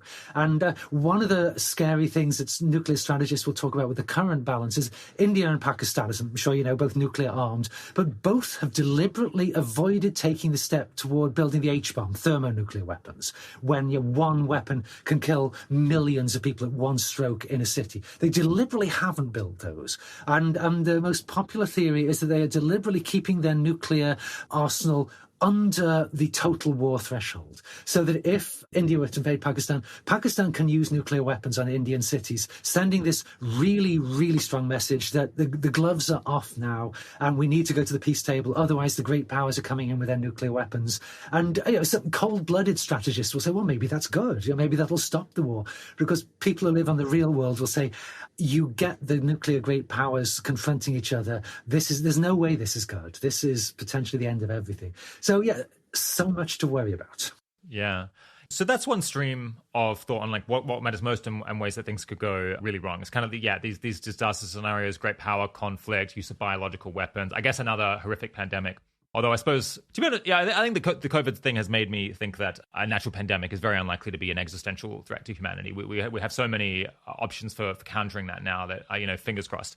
But something that runs through so many of your books is just realizing that people invent these new technologies kind of because they want to make some cotton cloth or something. And then this just completely upends the world. That, basically gunboats end up, going into Japan and China and taking over all these places because some people wanted to remove water from coal. And there's examples like in war, what is it good for? You go through like many different iterations of how people came up with the new technology. For example, people came up with horses they made bigger horses. They figured out how to ride them better. They figured out how to shoot arrows on horses. And this just leads to like catastrophic destruction across so much of the world as all of these herdsmen and raiders and so on basically pull apart these empires that had existed before. before. And I mean, this is just like a handful of examples of cases where technology drove history in this massive, important way, completely changed who was powerful in ways that no one anticipated before. And I guess this is why, looking ahead, we're saying we've got genetic engineering, we've got, massive improvements in our ability to do biology, to make viruses, to make bacteria that do things we want. We've got massive changes in surveillance technology, in artificial intelligence. And how are these things going to play out? Who does that empower? What changes is that going to lead to in the world? I don't know. And no one else knows either. Like people speculate, and there's all kinds of good and bad scenarios. But to some degree, looking at history and how it's being driven by this interaction between technology and society and geography in ways that people never, almost very rarely see, at least see more than like a decade ahead, it freaks me out. Yeah. I think one of the lessons you get from looking at the long-term history is how few people at the time ever understood quite what some of these new technologies are going to be capable of doing. And because it's very difficult to imagine what the world is going to be like at that future state. So how can you possibly imagine what the impact of the technology is going to be on that imagined world when you can't imagine it? And so, this has sort of always been there. And I think one consequence of that is it's easy and it's kind of fun to sit around speculating, making up new things that we might invent or new uses of what we've already got that might just change everything. But I think that is, in a way, a rather pointless activity because there's just no way to constrain what you're thinking. I think what's much more useful is thinking about the things we can already see emerging as new technologies and thinking about all the different branches that this might take. Like, say, fossil fuels is one of the favorite ones of these. I mean, I'm pretty optimistic that relatively soon the world is going to be moving massively away from fossil fuels. And it's going to take a long time to get off them completely, but massively away from them.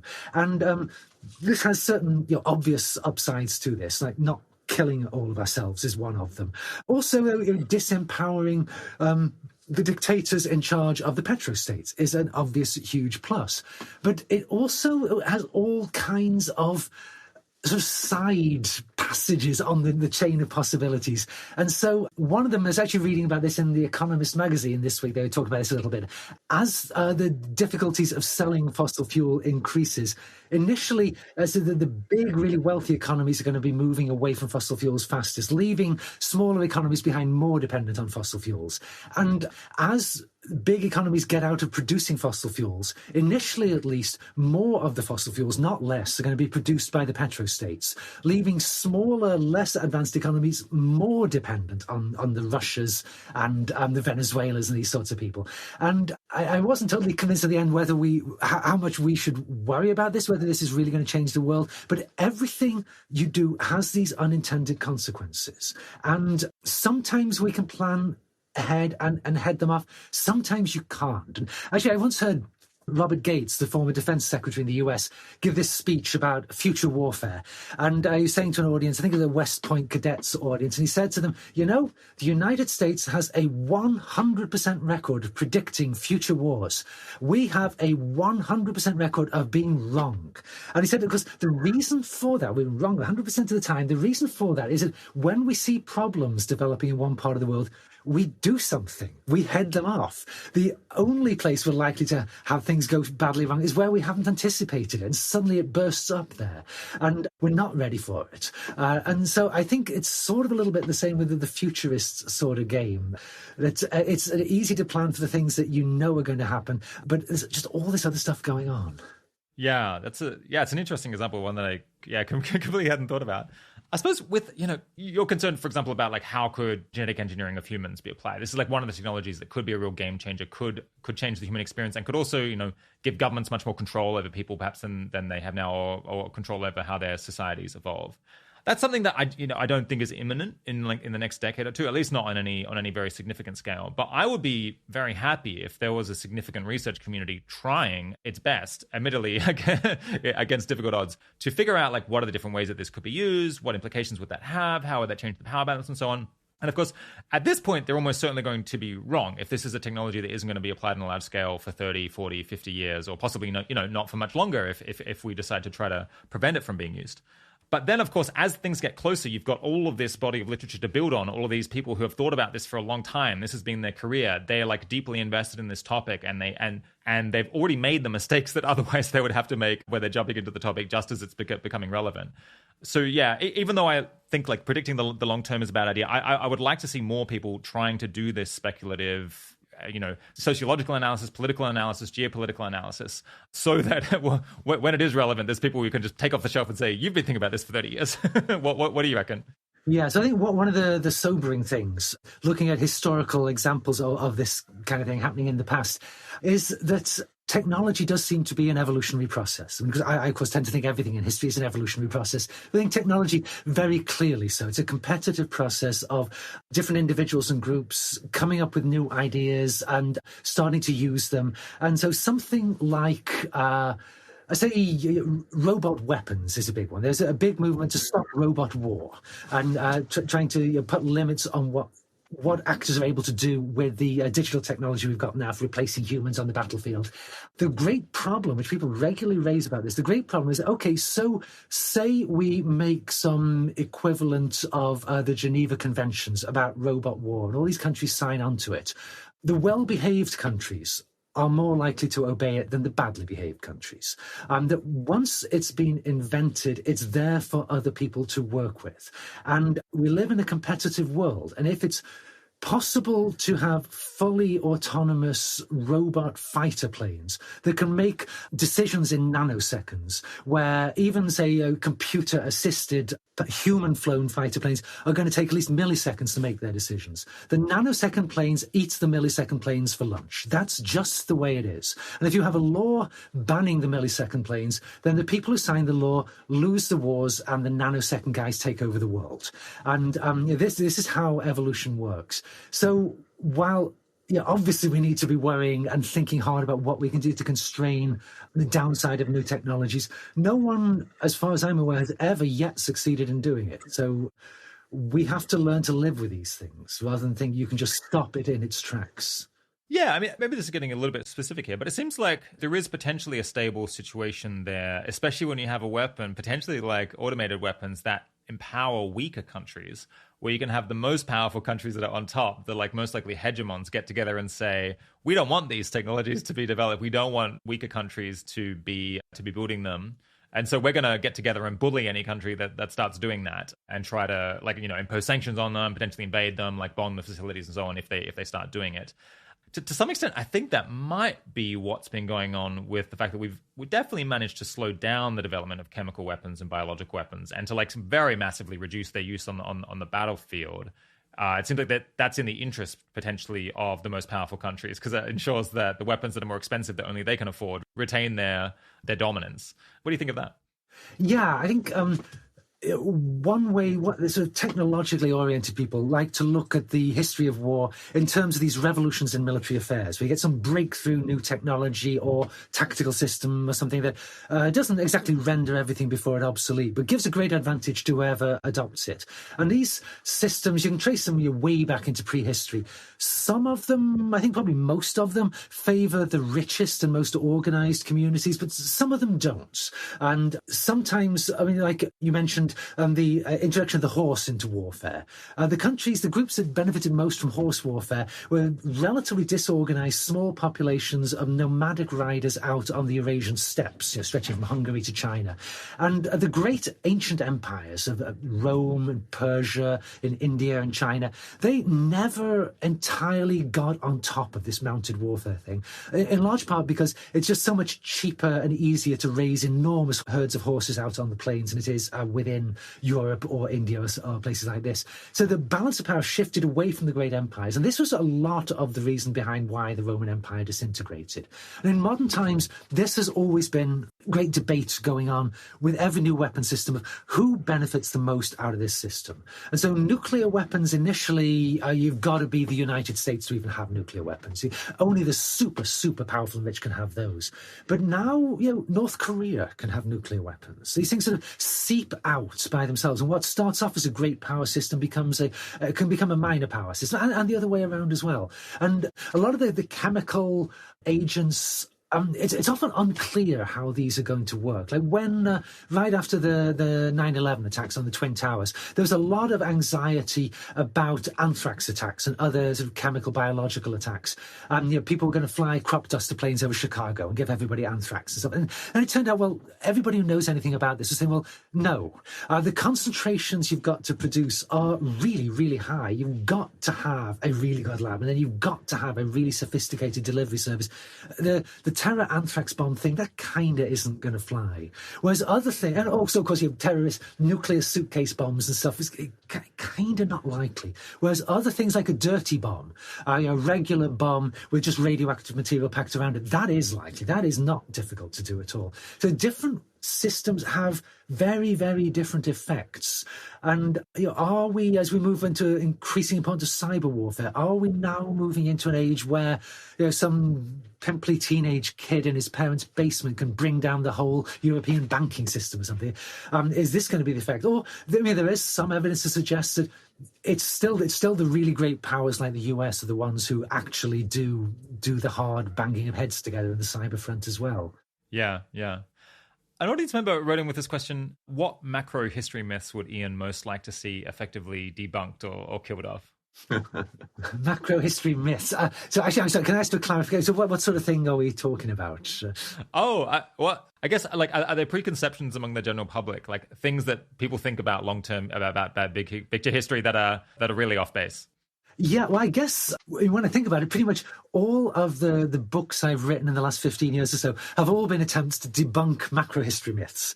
And so, Why the West Rules for Now, my first sort of big history book, that was taking aim at what I just thought were a lot of very stupid theories about Western dominance, of which the genetic one was the most stupid of them, that there's something biologically superior about white Europeans that makes it inevitable that white Europeans are going to dominate the planet. Because there's just glaringly obvious evidence against this. Like, if that's the case, why was China the most advanced power on Earth for 1,200 years? That is just ridiculous. It raises the question, yes. Although, interestingly, on that one, while I was writing that book, that was while a lot of the new DNA information was coming out. We were beginning to realize just how profound a lot of the genetic differences around the world are, that there really are big genetic differences. And that race, while it's a made-up kind of category, it's an approximation of something more real in genetic distributions. But no one has yet found any evidence of any connection between any genetic distribution among Homo sapiens and the balance of political power on the planet. I mean, the race theory for Why the West Rules is just absurd. I took aim at a few other theories as well, but that was kind of the main one. Then with the book War, What Is It Good For? There, I guess I was taking aim at this really widespread idea that the world is getting more and more violent. It just isn't. It could do. And the great sort of built-in bad thing about, if I'm right about this theory, that increasingly powerful governments drive down the rates of violent death towards zero. As governments get increasingly powerful, of course, they increase their power to destroy. So nuclear-armed governments, it's safer to live under a nuclear-armed government than under a medieval government. And yet, if something goes wrong, then the nuclear-armed government can go so much wronger than bad King John of England could ever go. And so all my books have been a little bit like, I guess, Foragers, Farmers and Fossil Fuels. There I was taking aim at what I think of as a sort of slightly simplistic theory that just somehow we've got it all figured out, that we know what good and evil are and right and wrong are. And I think particularly people in philosophy departments and ethics centres in universities are often convinced that they've got it all worked out, and their challenge for them is to basically write rule books for how the rest of we unenlightened people should interpret the world around us, which I think is just very difficult for a historian to buy into that. It means that for 5,000 years, pretty much the entire population of the world got it wrong. They couldn't tell right from wrong. And that just strikes me as absolutely insane. But on the other hand, saying there is no right and wrong, everything is completely relative, that kind of strikes me as insane as well. And so the goal there was come up with some theory which allows you to understand how things that we now think are wrong could seem right to people in a different society, in a different world. But that doesn't mean that they are right in some transcendent kind of way, or that we're wrong to believe what we believe. Okay, we're almost out of time, but I've got a personal question or two before we go.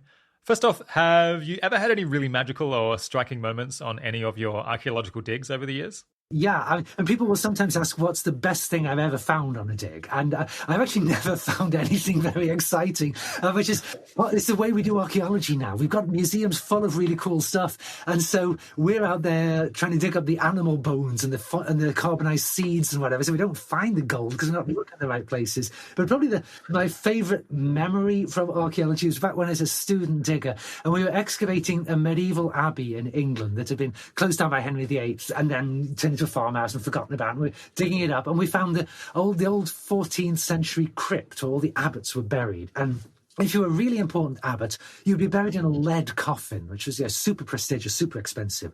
And these things were airtight. So your body, it's going to decay. There's bacteria in your body that will eat it up. And it liquefies, but it can't go anywhere because it's airtight, sealed lead coffin.